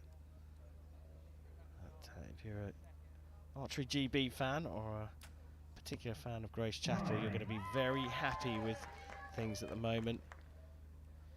5 10s in a row, followed by a 9. The grouping pretty good, she's just a little low from Cadrenet. Another 27 from her.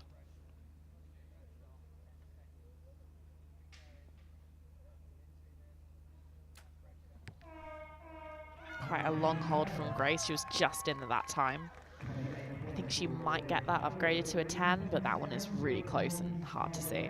Yeah, so came in with a 4-point lead into this third end, and could leave, potentially, with a couple more points in the lead.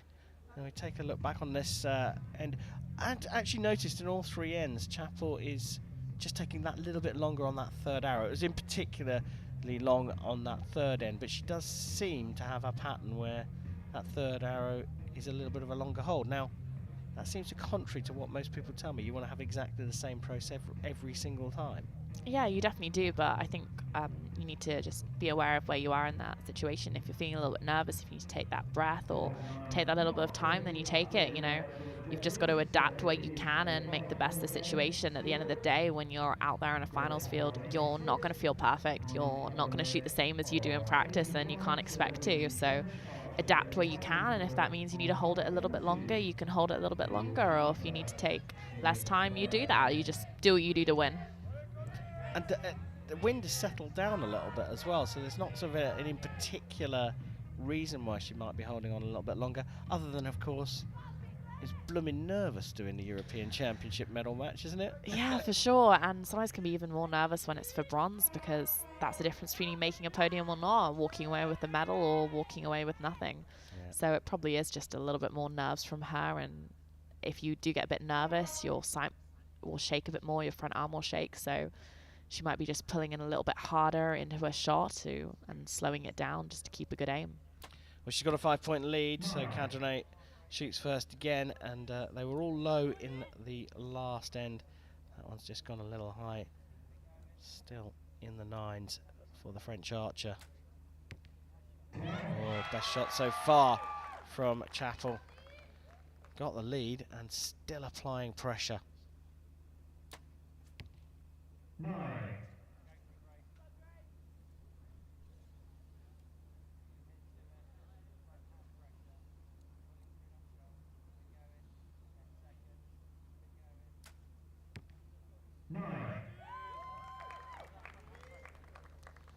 Really big moment for Candice. Grace has just dropped one, so if she can shoot a 10 now, it might apply a little bit of, fortunately not. I was going to say a little bit of pressure.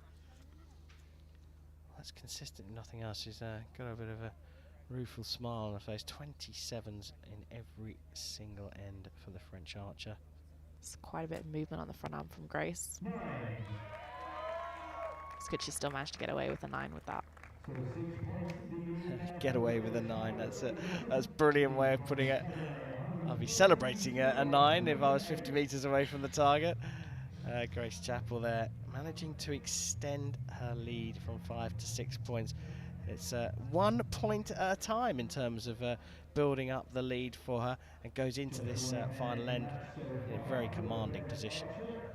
Yeah, definitely. And I think it's important when you do get a lead that you don't just get comfortable and just relax and be like, oh, it's easy, I'm winning, because the moment you do that, you can lose it in an instant. You have to really be quite aggressive in that sense. And be like, no, I'm going to build it and I'm going to keep clawing and I'm going to dominate this match and not just let it happen one way or another, which Grace has been doing really well throughout this. And as you alluded to, it's arguably the toughest match in the international sport, a bronze medal playoff. If you win, you get on the podium. If you lose, you end up in 4th place and no bling around your neck. So really, really the toughest match, but arguably the most important.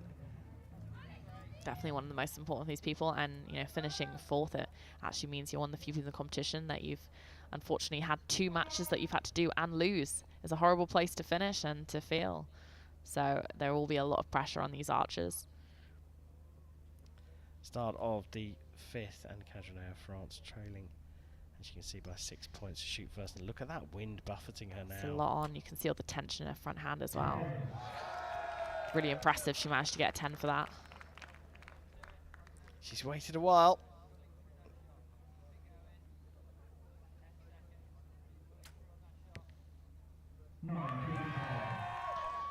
So close to the line. That could be in, could be out. She's got room to move though. Cajanair 6 points behind coming into this end. Still smiling, still able to... Maybe she needs that wind back. Staying focused though, back into the 10s for Chappell. She is moments away from claiming the bronze here at these European Championships. Dropping out into the 8 to finish with a 1:35, and as you can see, this should be done at a canter here. A little bit of movement there.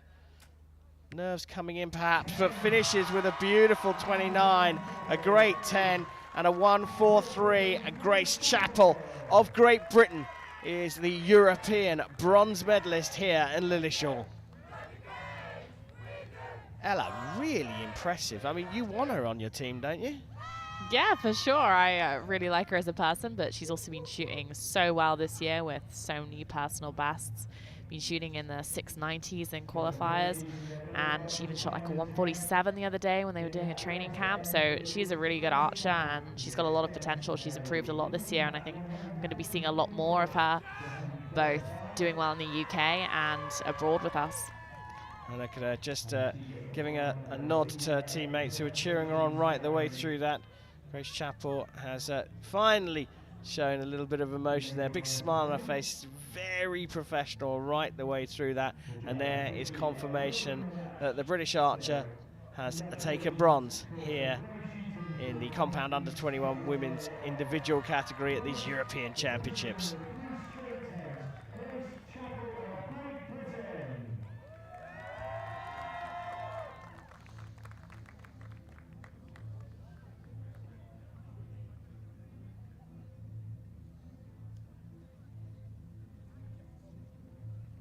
Houston and James Woodgate there, just leaning over the Union Jack flag in support. James Woodgate, of course.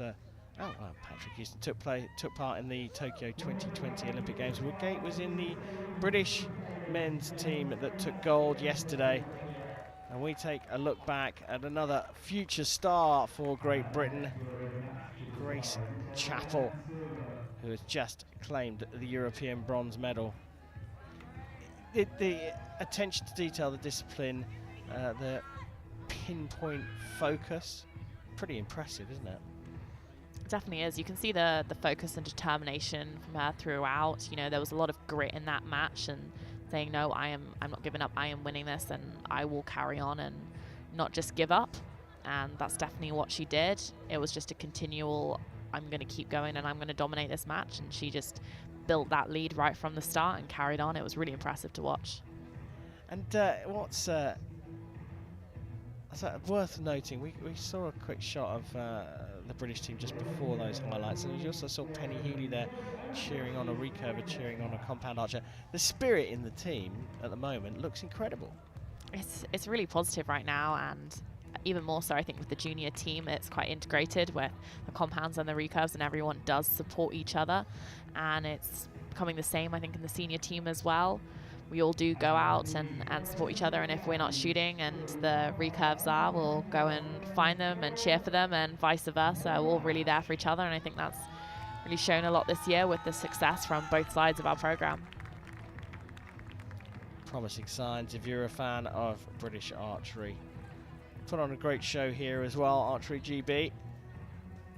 Welcoming all the teams. Time to go for gold here. Let's go down to the shooting line.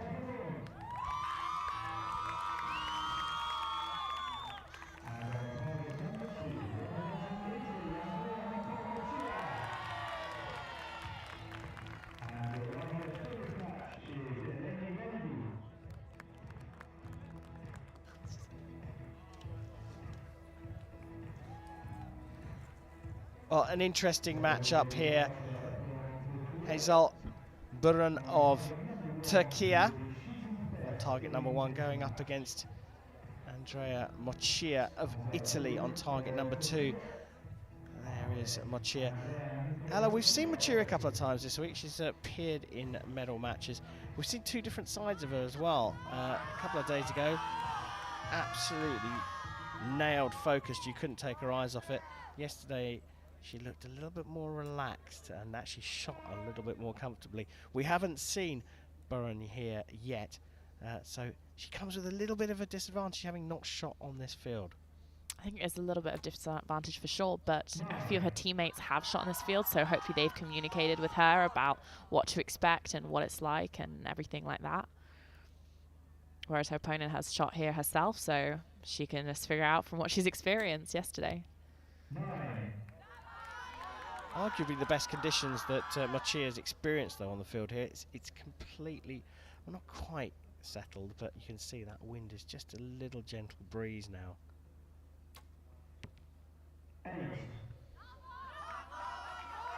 Yeah, it's different, but we don't know what it's like on the practice field either, so perhaps if it's windy over there, they could be sighted in for that, and you can have that issue as well, not just how it is on the competition field.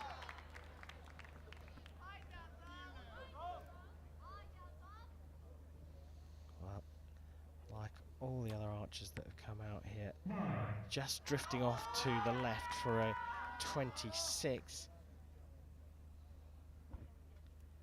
Big opportunity for a big lead here for Moccia. Oh, that was some big movement. I don't know whether that was nerves or a bit of wind. Well, I think right at the end of that, she did run out of time. Had a big bit of movement, tried to come back on target and aim well, and then she was short on time and just had to execute. It looked like that movement was almost like it was from her ankles. The whole of her body moved backwards and then sort of rocked back into place. Yeah, it happens. We call it sway, postural sway. It happens with some people do it naturally, and then sometimes if you're just like blown a little bit or lose a little bit of balance at full draw, it's very easy to happen. A lot of our stability does come from our stance, so I personally would say an open stance is a little bit more stable in the wind. I don't know what it is that she does, but a lot of youth archers go a little bit more closed, and a lot of their shooting becomes more bone alignment, kind of recurve-like, rather than the classic compound that you see with the seniors. A lot of that is just less strength, so instead of using more muscle, they'll use more bone, and then also just to protect their scars and everything, because they're still growing kids. Well, we saw a little bit of a mixture of emotions there. Could have been a massive lead, but what it means for the neutral is we're all square going into this second end. I'm sure it will be comforting for her, though, to know that even though she had that bad arrow, she hasn't actually lost anything in terms of where she is in the match. So it's almost like we're reset back to the beginning. Now, I said that the wind was dying down, but Burun held on to that one for quite a long time. see some movement again from her. It might be a case of nerves, although you can see the flags moving behind her. Nice 10 to recover, though, from that 7. It's just what she needs. I think she glared that one into the 10, didn't she? A lot of focus on her face, for sure. 9.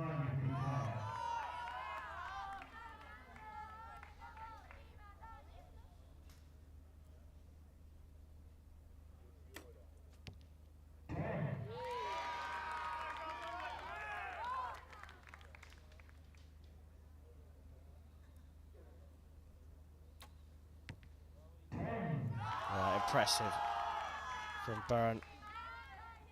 Currently marked as a 29, but She still doesn't look very happy, though, about it, does she? Still looks a little bit uncomfortable coming back.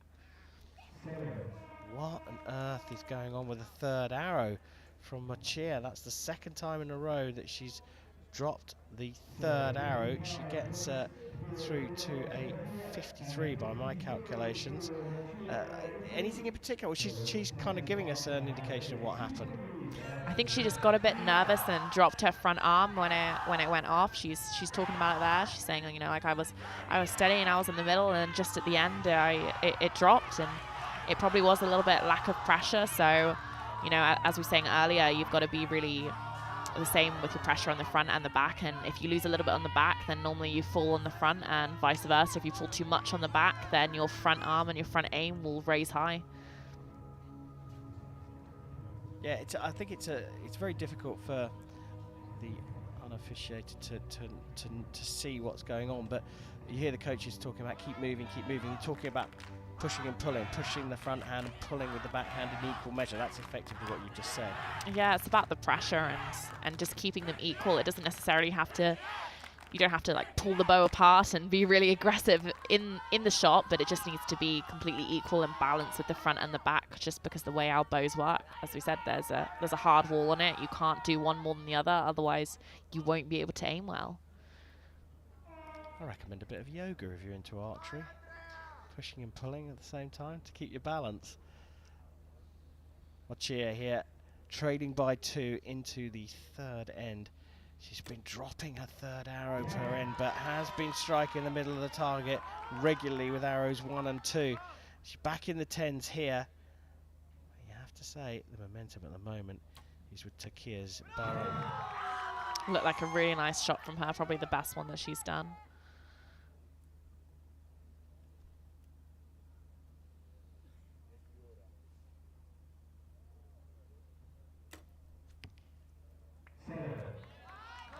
You can see at the end of that, she just tried to drag her bow across and save it, as we call it.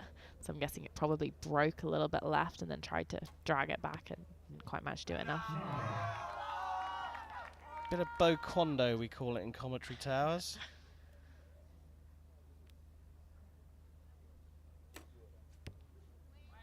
That was a much nicer shot from her.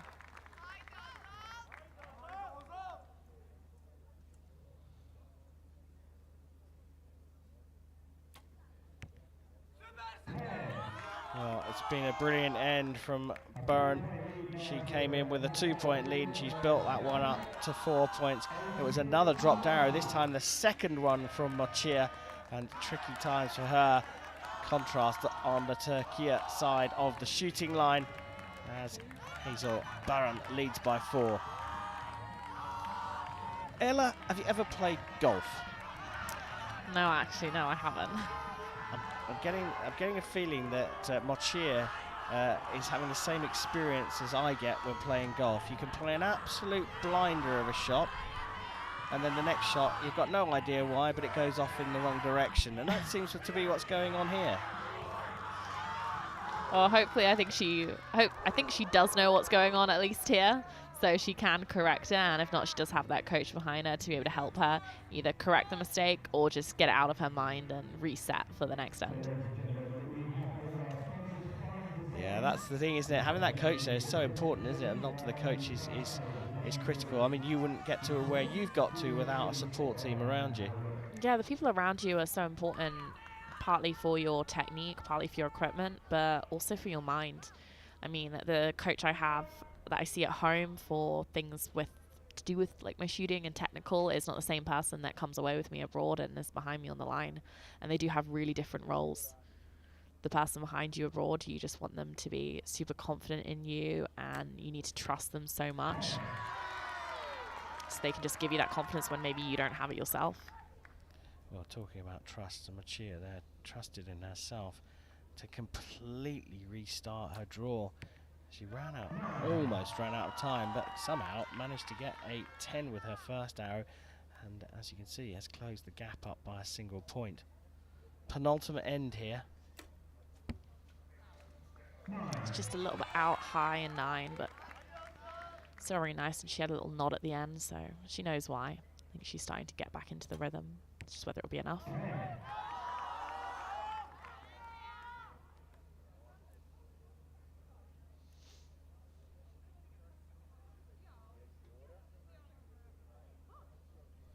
A little bit of shaking on the front again, if you can see. If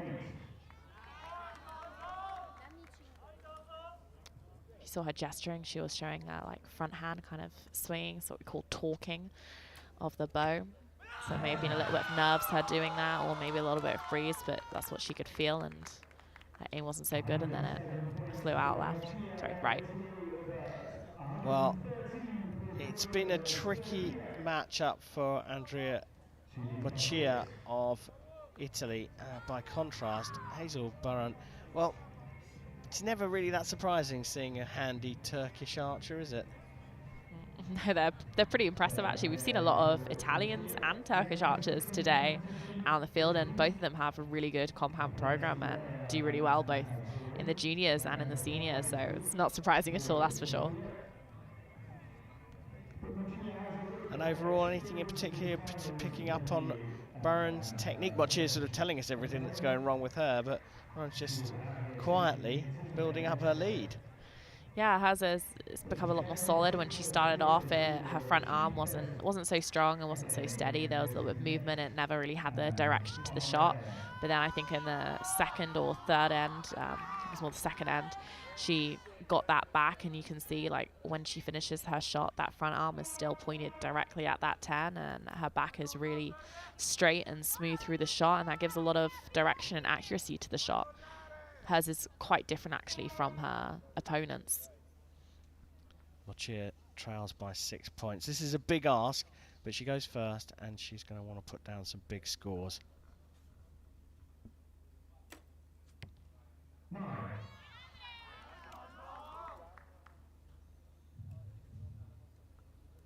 Oh, her arrow's fallen off, and she's had to come down and reset. She's going to be a little bit short on time, so whether she can still make a good shot. Should really great to be able to manage a 9 with that trickiness. This is one I'm sure she's very happy that she has the lead that she has.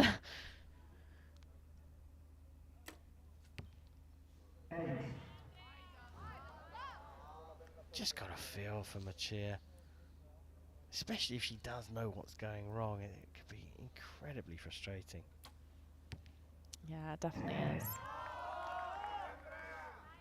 Especially when things are going so well on the other side of the shooting line. That looked like a really nice shot from her. I know it wasn't a 10, but it looked a lot more comfortable and confident than some of her other ones, so I think it's a nice way to finish for her. But a 5 for the win for Burren, and she finishes in the middle of the target with a 10, and she takes this match, well, with a very clear win there. Hazel Burren of Turkey has just taken the European title. We have to wait for confirmation, but I mean, it was such a commanding lead that even Mochia's come over to celebrate early with her. That's always the tricky part, actually, at the end of the match, when you know you have won or lost, but you still have to wait for them to go and do the scoring, and you never really know what to do. Obviously, there's the classic hold your bow and take the photo, and then after that, I just walk around not really knowing where to go or how to act. I think by now you should be used to that. How many times have you won on the circuit this season? A few. Just the 3 times on the 3 events that you went to. You didn't win the one you didn't go to, did you? Well, I mean, no, I wasn't there, but... Well, Hazel Burren there knows that she's here. She is the European champion. We'll get to see her very shortly on the podium. Couple more matches to go though before the medal ceremonies. But Hazel Burren of Turkey has taken the European title. Andrea Mocci of Italy is the silver medalist, and we'll have some British interest on the podium in the compound women's under 21 individual medal ceremonies. Grace Chappell collected the bronze medal. Well, Ella, looking back on this, it was a really frustrating match for the Italian. Yeah, for sure. She shot so many 10s, but she also had, I think it was 3 7s, or maybe it was 2 7s and an 8, and that just, you know, killed a bit of her score. Yeah, 3 7s and 2 8s. That's where it all came from. Just those few big mistakes made a really big impact to the score, and it's a shame because she had so many great shots as well. Impressive though from Burren. She looked solid. As you said at the beginning, she was a little nervous, but once she got into the match, brilliant. Yeah, definitely. I think, you know, first end, you get a little bit nervous. You're not maybe as confident. And then once her opponent gave her a little bit of that lead, she seemed to grow in confidence and just carry on like Grace did, where it was just, I'm going to build this lead end after end and keep drilling the 10. Doesn't matter what my opponent's doing. And it's a really great mentality to have. No time to dwell on that, though. Here is the lineup for the bronze medal match here for the compound under 21s men's. Tore Bjarnason of Denmark takes on Aljaž Brink of Slovenia, and that will be followed by a gold medal match, Kanicki up against Yildiz, Poland versus Turkey. But first, we've got Tore Bjarnason against Aljaž Brink. Now, it's interesting because Brink competes regularly on the senior circuit, but we haven't seen him on the podium range here. Bjarnason, though, has shot. In fact, he's gold medalist in the team competition. Sounds like it's going to be some really good competition between the two. They clearly both have a fair amount of experience having shot with the seniors, so this isn't going to feel too crazy to them, I don't think. Although I think having that experience on a finals field will help the Slovenian archer quite a lot, actually, compared to the Danish archer that, as much as he has shot with the seniors, maybe not in this situation.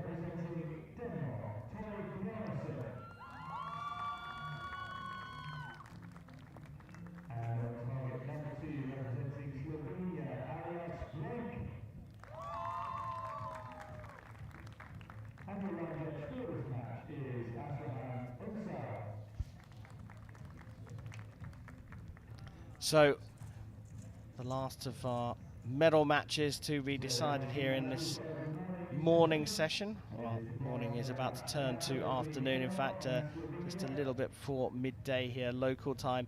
And Tore Bjarnason of Denmark takes on Aljaž Brink of Slovenia for this bronze medal. As you can see, conditions very different now from shooting line down to the target. You see those feather flags on the left and right down at the target end blustering away, but it's almost still here on the shooting line. Bjarnason to get this bronze medal match underway. Didn't look like the most comfortable shot from where I was, but in a good 10 to start, that's for sure. A little bit slower from this archer instead, but also a 10. Very similar positions there as well.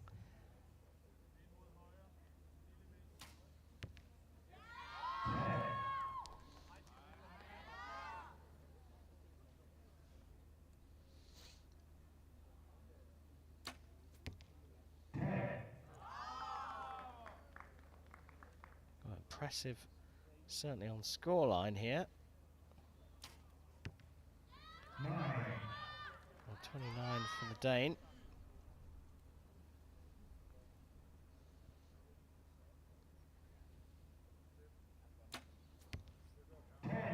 It's a perfect start for Aljaž Brink, though, from Slovenia, leading by a single point. You've hinted a little bit at the timing, and we talked about the speed of shooting a little bit earlier on.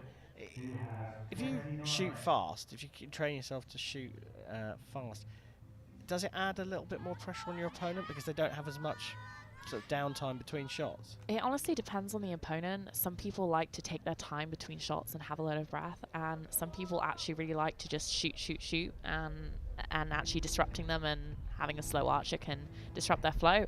So it really depends on who you're shooting against. For some people, one will be an advantage to them, and it will be a disadvantage to others. So it's not necessarily good or bad. That being said, I think if it's windy and you're shooting alternate, you can definitely use shot timing to manipulate what your opponent has to shoot in. For example, if you can see a big gust coming, shoot a really quick shot, and then your opponent has to shoot in that gust, and you can change that by manipulating your own shot timing. Those tiny little nuances that us mere mortals don't think about.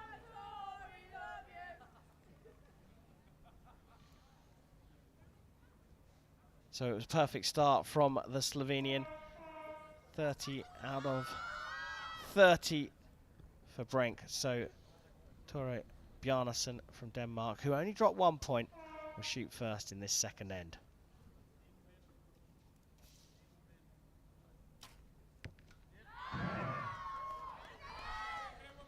His bow reaction looked far nicer on that one actually than his previous shots. So you can see the bow had a little bit more direction to it moving forward, whereas on that 9 that he shot before, the top of his limb came back towards him, so maybe slightly wasn't as natural as normal. We're watching there as Brenk actually was getting pushed around by the wind. It's just picked up a tiny bit. And as you can see, means Bjarnason is in effect level with Brenk. Good recovery from him, just what he needs after having that 8. There's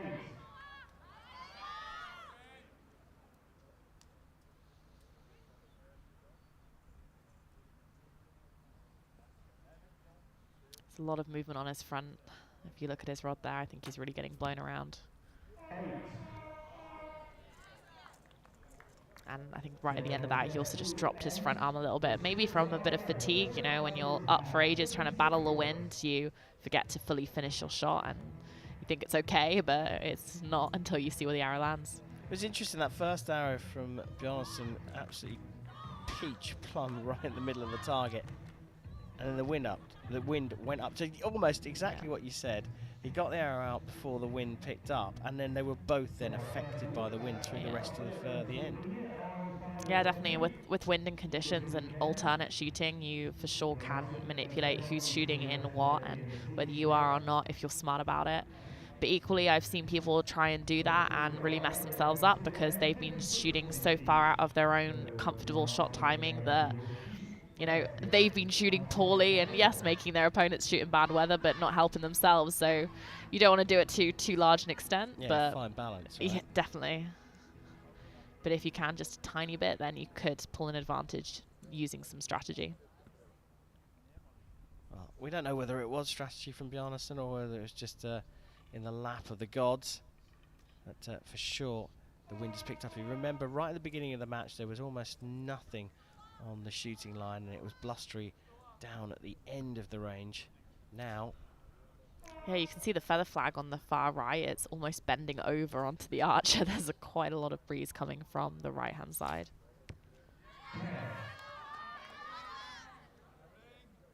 well, it's one of the most beautiful locations for archery, but certainly by the looks of these last 3 days, one of the trickiest.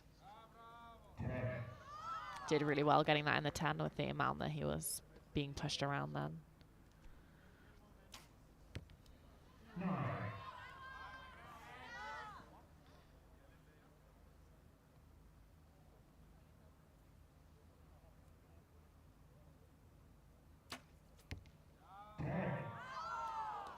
A lot of movement again. Yeah, it is, but he seems to be like building some strength in it. I think it is some movement, but a lot of that seems to be for some pressure. He's making a little bit more powerful shots than he did earlier on, and I think that's really paying off in some of the breeze. Chance here for another perfect score. Just outside for a 29. So just sneaks a point back into the lead. 85 plays 84. In the middle of that, Ella, the director got us a brilliant shot of the windsock. It was only for a couple of seconds, but it was enough to show the sock completely still, and then all of a sudden, absolutely at a right angle to its post. It's so changeable here. It's very gusty, yeah, and gusts can be really difficult to shoot in because you're constantly tense, you know. You have it dead still and you can relax and have a nice relaxed shot, and then sometimes just as it goes off, you can get pulled to one side, and it means that you constantly are in a little bit of tension, a little bit of uncertainty, and it can be difficult to shoot in. But, you know, artists have to just do as best they can and be as aggressive in their shooting as possible is always, in my opinion, the best way to shoot in the wind. Yeah, and you talk about gust. I mean, I know windsock's not moving very much, but the thing is, it's just not consistent. So even if it's only 0.3 over meter per second, if it's steady for a second and then you get 0.3 in, you know, left to right across the range, your arrow's going to move. And you can't just adjust your sight for that. That's the problem with gusts, is you can't just say, okay, we've got a constant wind, let's just move our sight here and then we're fine. It means you could get pulled and then not pulled, and it could drift and not drift. So you're going to have to be changing it in the moment. So that is definitely time that you want to aim off or use your bubble or things like that to just decide when you're at full draw how strong that wind is and if it's going to drift your arrows or not, or if it's just on you. Sometimes it is just on you. Well, you can see that the flags are fluttering there behind Bjarnason, who manages to get a 9 with his first arrow in this penultimate end. 9.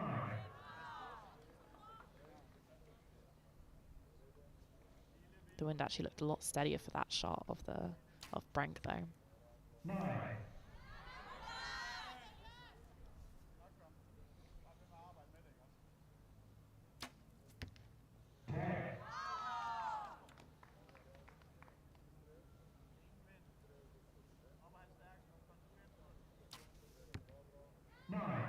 One advantage for these archers though is actually how much just bow weight they have. All this mass on their rods is really going to help them in the wind and stop them moving around too much, or at least slow down that movement, which in changeable conditions is going to be so important for them, which perhaps we didn't see so much with the women. The interesting point of the weights on the long rod or the stabilizers. Some of them have both, some of them just have one rod sticking out the front. Will make a difference to the balance of the bow. We take a look back over this fourth end, and it's yet again a quiet but steady Slovenian who's just nicked another point and goes 2 points clear. And I saw Bjarnason in between, or in the break before this end, talking to his coach and saying he was doing something. His hand was moving over to the left, and saying he's still saying that the wind is cutting across, but they're just not able to cope with it. Neither of them, really. It's something they have to get used to pretty fast and adjust what they can and shoot what they can. It's something one of my teammates said years before in some horrible conditions, which was adapt or die. As extreme as it is, you need to do what you need to do in that situation and cope how you can just to make sure that you win. And that's all they have to do. Well, a brilliant place to learn when you know that there's a European medal up for grabs. Bjarnason trailing by 2 points as we go into the fifth and final end.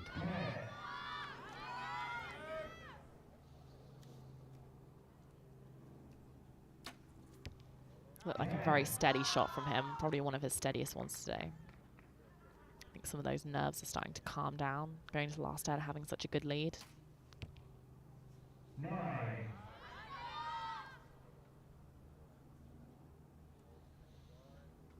Make it a 3-point lead if he has a 10 in this one. Potential pressure A relieving lot of shot. movement. Yeah, that was a big movement, and there you go. That is what happens when the nerves come and you add a little bit of wind to spice it up.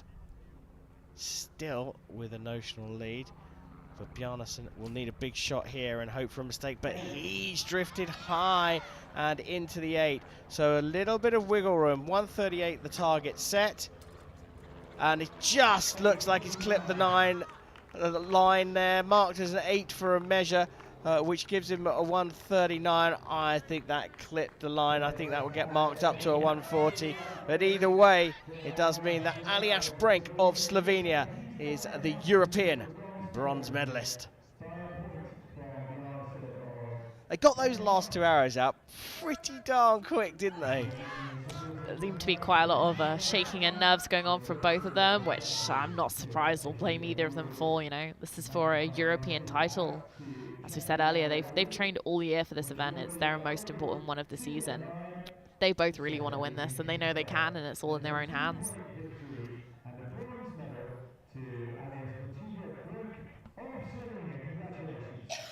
Well, there we go. Got confirmation there that Aljaž Brink of Slovenia has taken the European bronze medal in the compound under 21 men's category.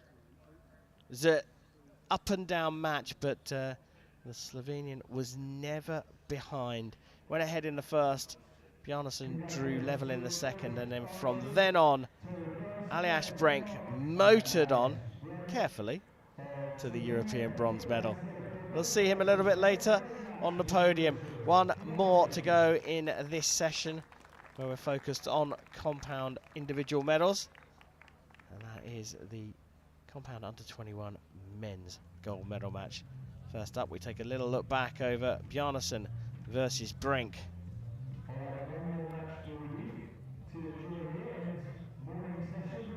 So is it always like this at Lilleshall? Is it always this changeable? Honestly, most of the time it is. We very rarely have still or nice days. Most of the time we have wind. It's all different amounts. Sometimes a little wind, sometimes a really stupid amount. We've had shoots cancelled here before because of the level of wind, where we've had arrows flying off rest at full draw, where it's got really that dangerous. So it generally is pretty damn windy out here. Yeah, and it adds to the drama, that's for sure. Aljaž Brink able to handle it a little better in this bronze medal match. Bjarnason giving him a warm hug. Good experience for the Dane. He won't be on the podium. And there's just one more to go here this morning. Here come the officials and the coaches as we prepare ourselves for the compound under 21 men's competition.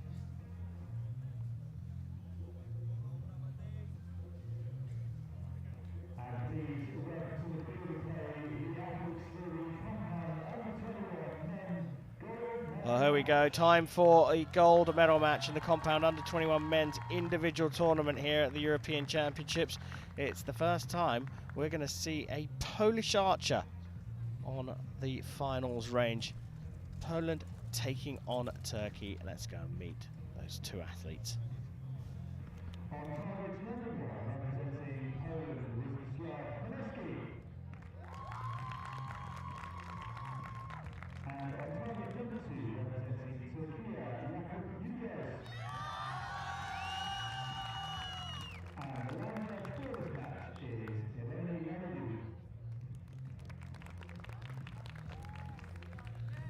Like I say, first time we're seeing a Polish archer, and it's Przemysław Konecki from Poland. He's taking on Jakub Yildiz from Turkey, as we are now to call the country that once was Turkey. Ranked in the top 20 in the world, Jakub Yildiz from Turkey. Got to reckon he's the favourite here, Ella. I mean, I would have expect so. He's had more experience out there. He's already been in some medal matches, so I think that will help him. But, you know, the Polish archer still made it out here in the gold. He's clearly still shooting well this week, so who knows what will happen until we see it. We're about to find out. Yildiz on the shooting line hits the X with his first arrow. Just the start he's going to want to really say, I'm in this, I know what I'm doing. 9.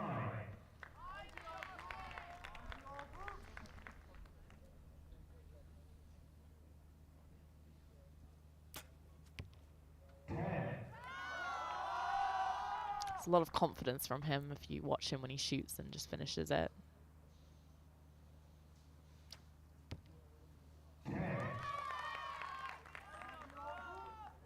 Well, Konecki having to find the middle of the target straight away. Impressive grouping, but just drifts off into the 9 for a 29 for Yildiz. It's a little bit of shaking in his front arm. I think a little bit of nerves there, but he still managed to get a 10 with it.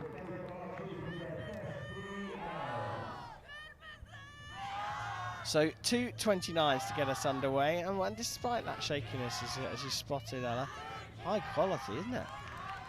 Yeah, definitely. I mean, I don't expect anything less from these guys. They're out here, they're in the gold at the biggest competition of the year. I can imagine they really want to perform and not just win, but shoot at a really nice level. And it looks like the wind's calmed down quite a lot for them as well, which should really allow them to do that. The pole took a individual silver medal on the circuit this year. It's the European Youth Cup circuit. This, meanwhile, competing on the senior circuit.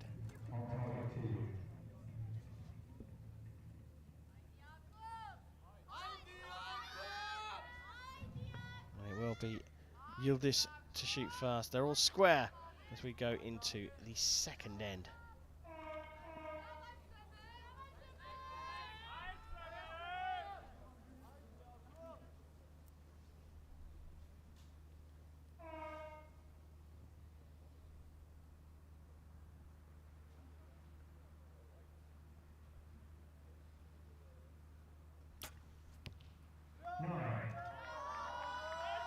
Just a little bit confused about that one.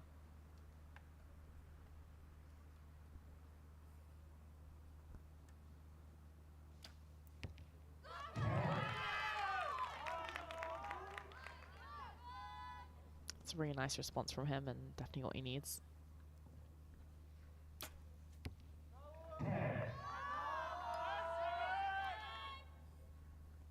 So can Kaneki hold on to this lead now? He's just drifted out to the left.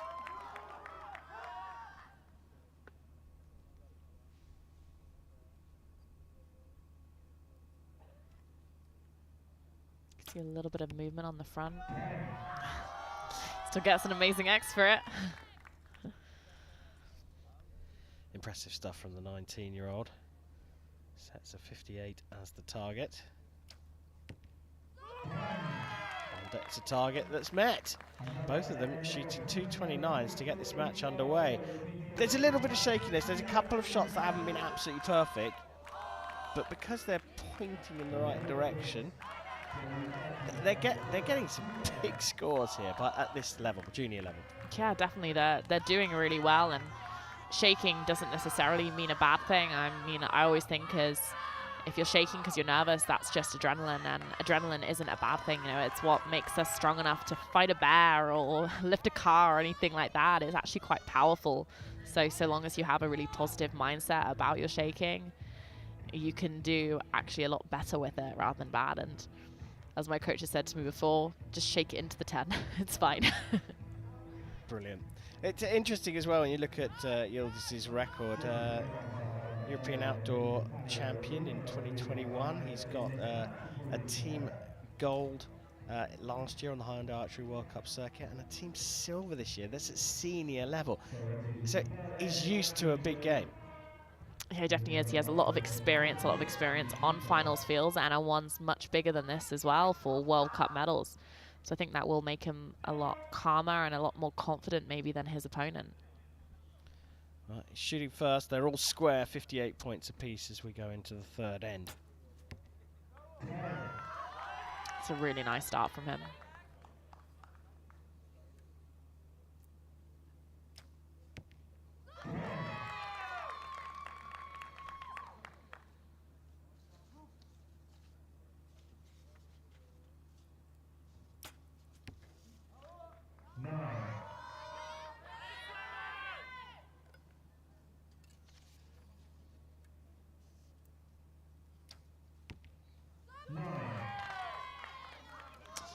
He just came off his wall then when he was coming up, so he drew up, came off a little bit, and then came back, so I'm not quite sure what happened there. But I think he then just rushed it a little bit when he got to full draw and back created that 9 from the Polish archer.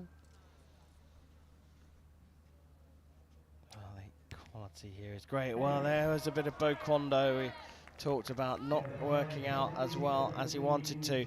An 85 for Konecki to Yıldız's third 29 in a row.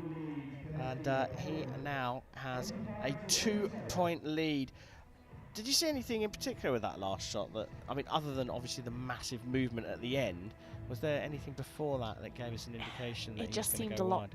rushed, a lot more rushed than his other shots. And as his previous shot, as I said, when he came up, he partly came to full draw and then came off the wall a little bit and then came back and came up.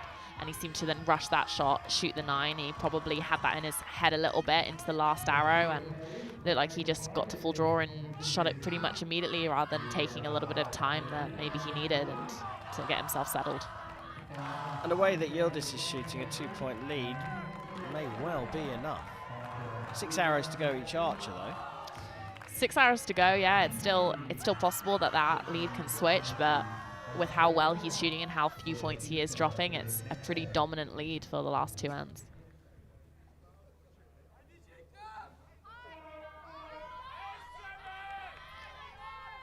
Time for the 4th end of this compound under 21 men's gold medal match at the 2022 European Youth Archery Championships. Przemysław Konecki of Poland has just dropped a couple of points to his opponent, and that is not the best start to this 4th end.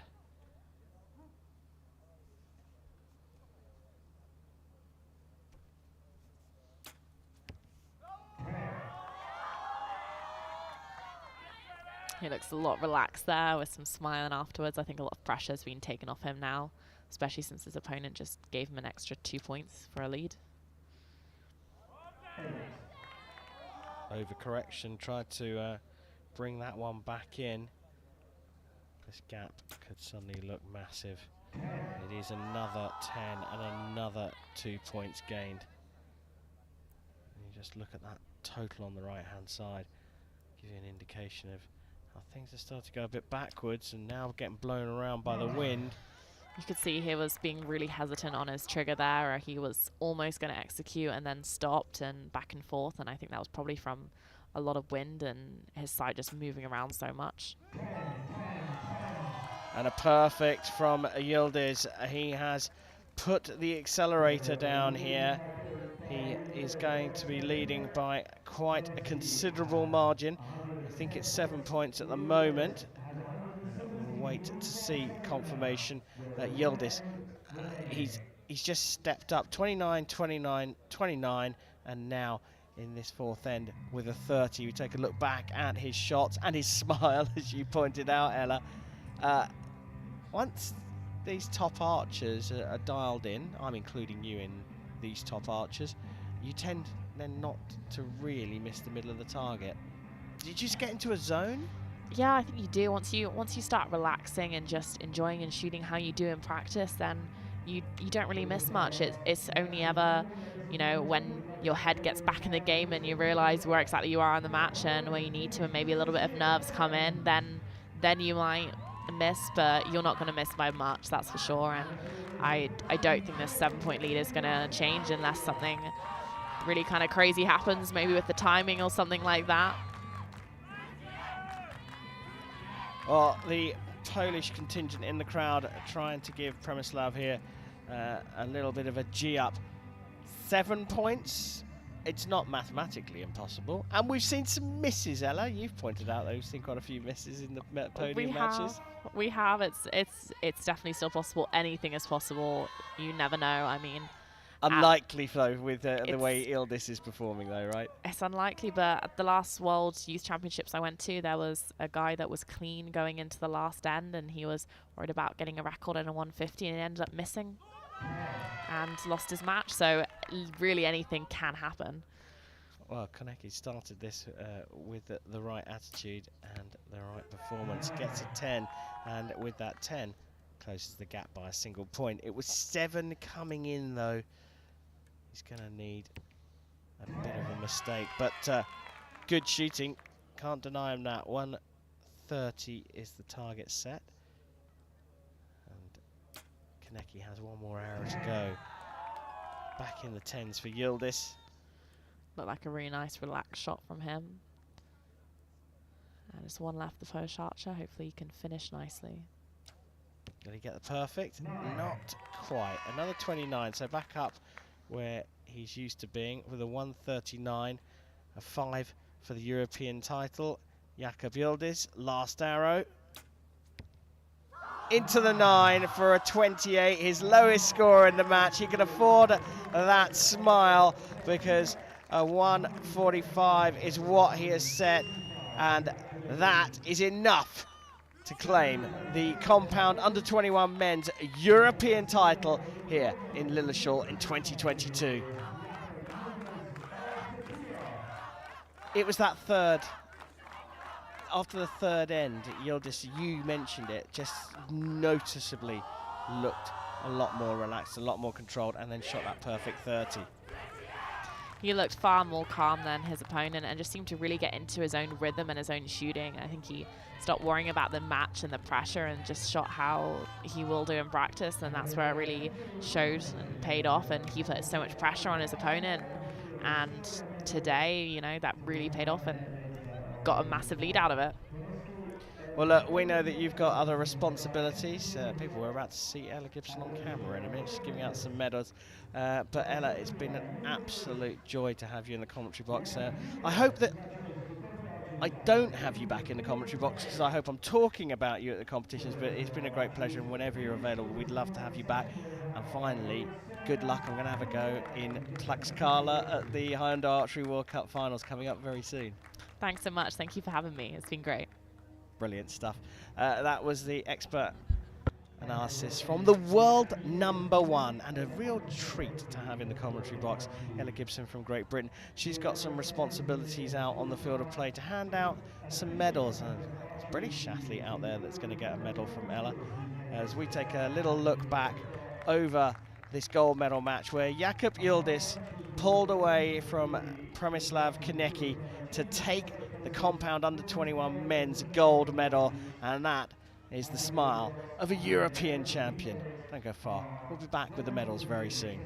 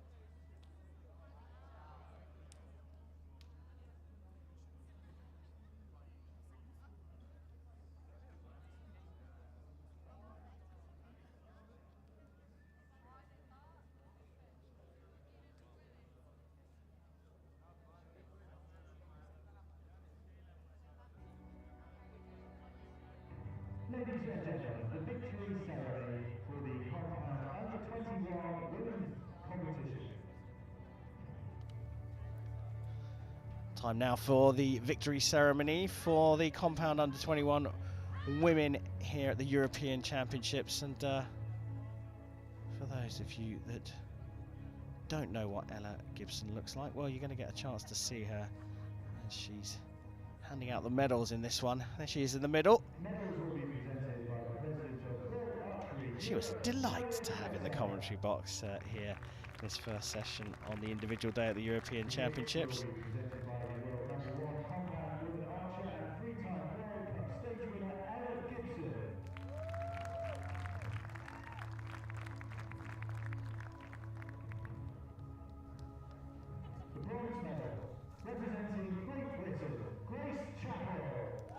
Beaming smile for the bronze medalist from Great Britain, Grace Chappell.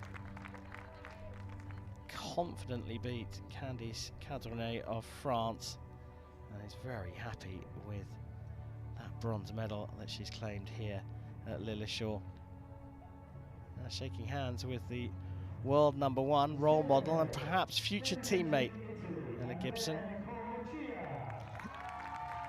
It's been a meddling week for Andrea Mochia. Third time in a podium shoot here at Lilleshall. Didn't quite get up to the standards we've seen from her, dropping a few arrows in that gold medal match, but gets a silver medal for her work this week. The gold medal, representing Turkey, A warm-up end by her standards in the gold medal match, but from that first end on, Hazel Burun of Turkey looked like the champion incarnate, and she went on to take that gold medal. It's another gold here at the European Championships for Turkey. And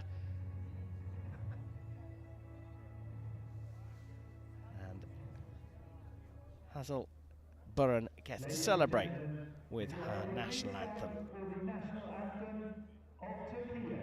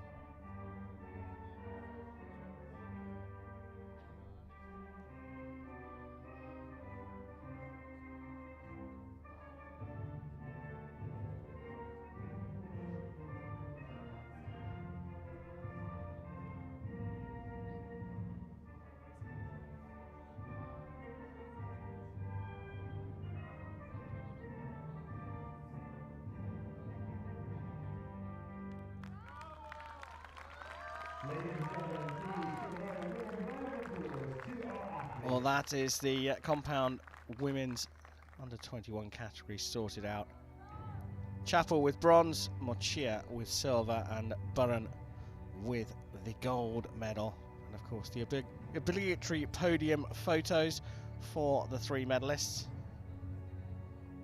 One more victory ceremony to go in this session. That is for the compound under-21 men. They'll be coming out very shortly.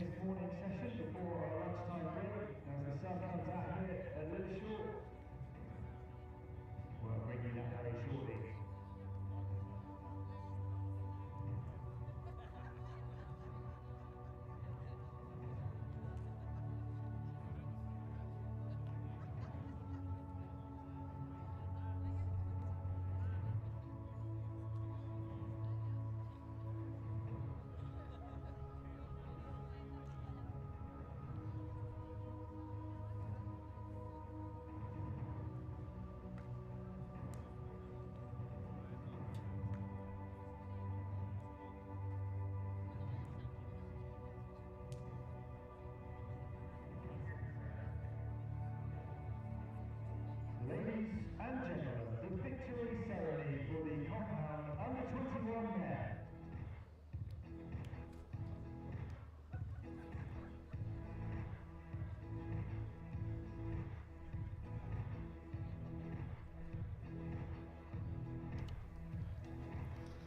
Now it's time for the victory ceremony for the compound under-21 men's tournament.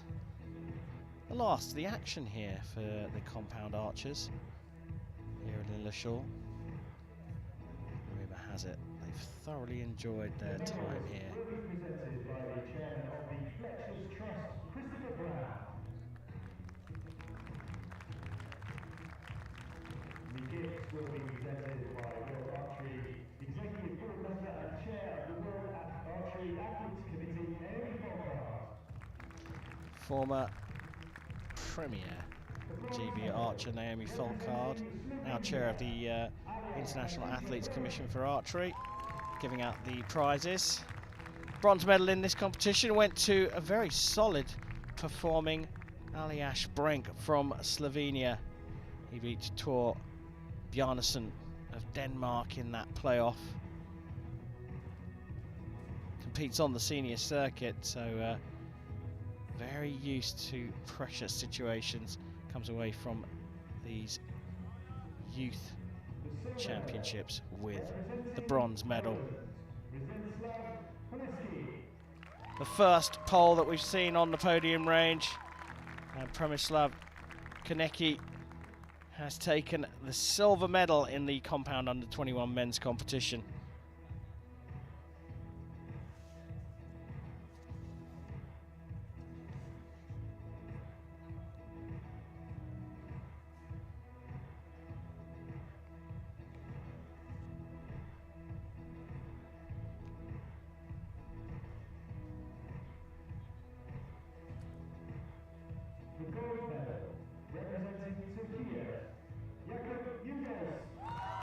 Well, it's been a good week for Turkey.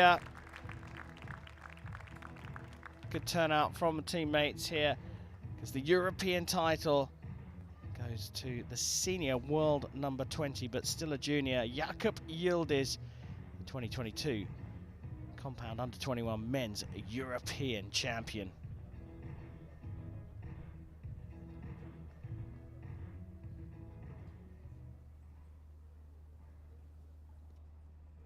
Ladies and gentlemen, if you're able, please stand for the national anthem of Turkey.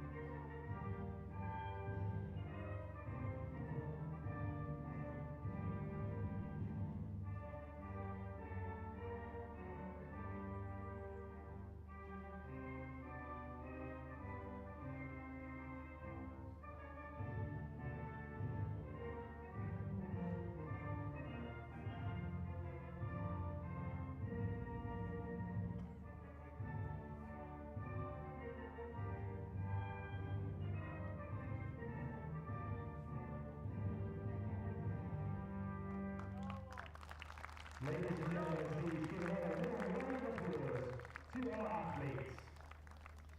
So that is the compound competition finished here at these European Championships. Aljaž Brenk from Slovenia with the bronze medal. Przemysław Konecki of Poland with silver, but the new European champion is Jakub Yildiz of Turkey.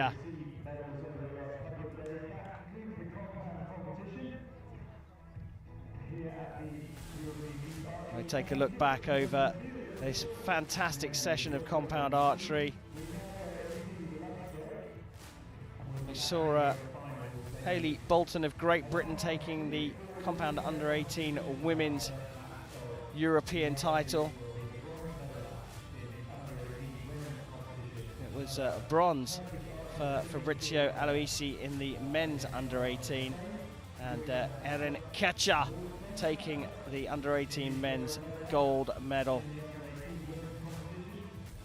Tricky competition for the Israeli, who led all the way through that gold medal match, but Shamay Yamron lost it on a tiebreaker, and Kacha was happy with his gold. Penny Healy leading the cheers for Great Britain's Grace Chappell, who collected a bronze medal in the compound under 21 women's tournament. It was a really tricky and frustrating matchup in the gold medal contest between Andrea Mochier and Hazel Burren. Burren of Turkey taking that gold. We moved on to Bjarnason of Denmark against Brenk of Slovenia, and the Slovenian came out with the bronze medal. But things were finished up here in Lilleshall with Turkey's Jakub Yildiz taking the men's under 21 compound gold medal, lining up with his teammate Hazel Burren.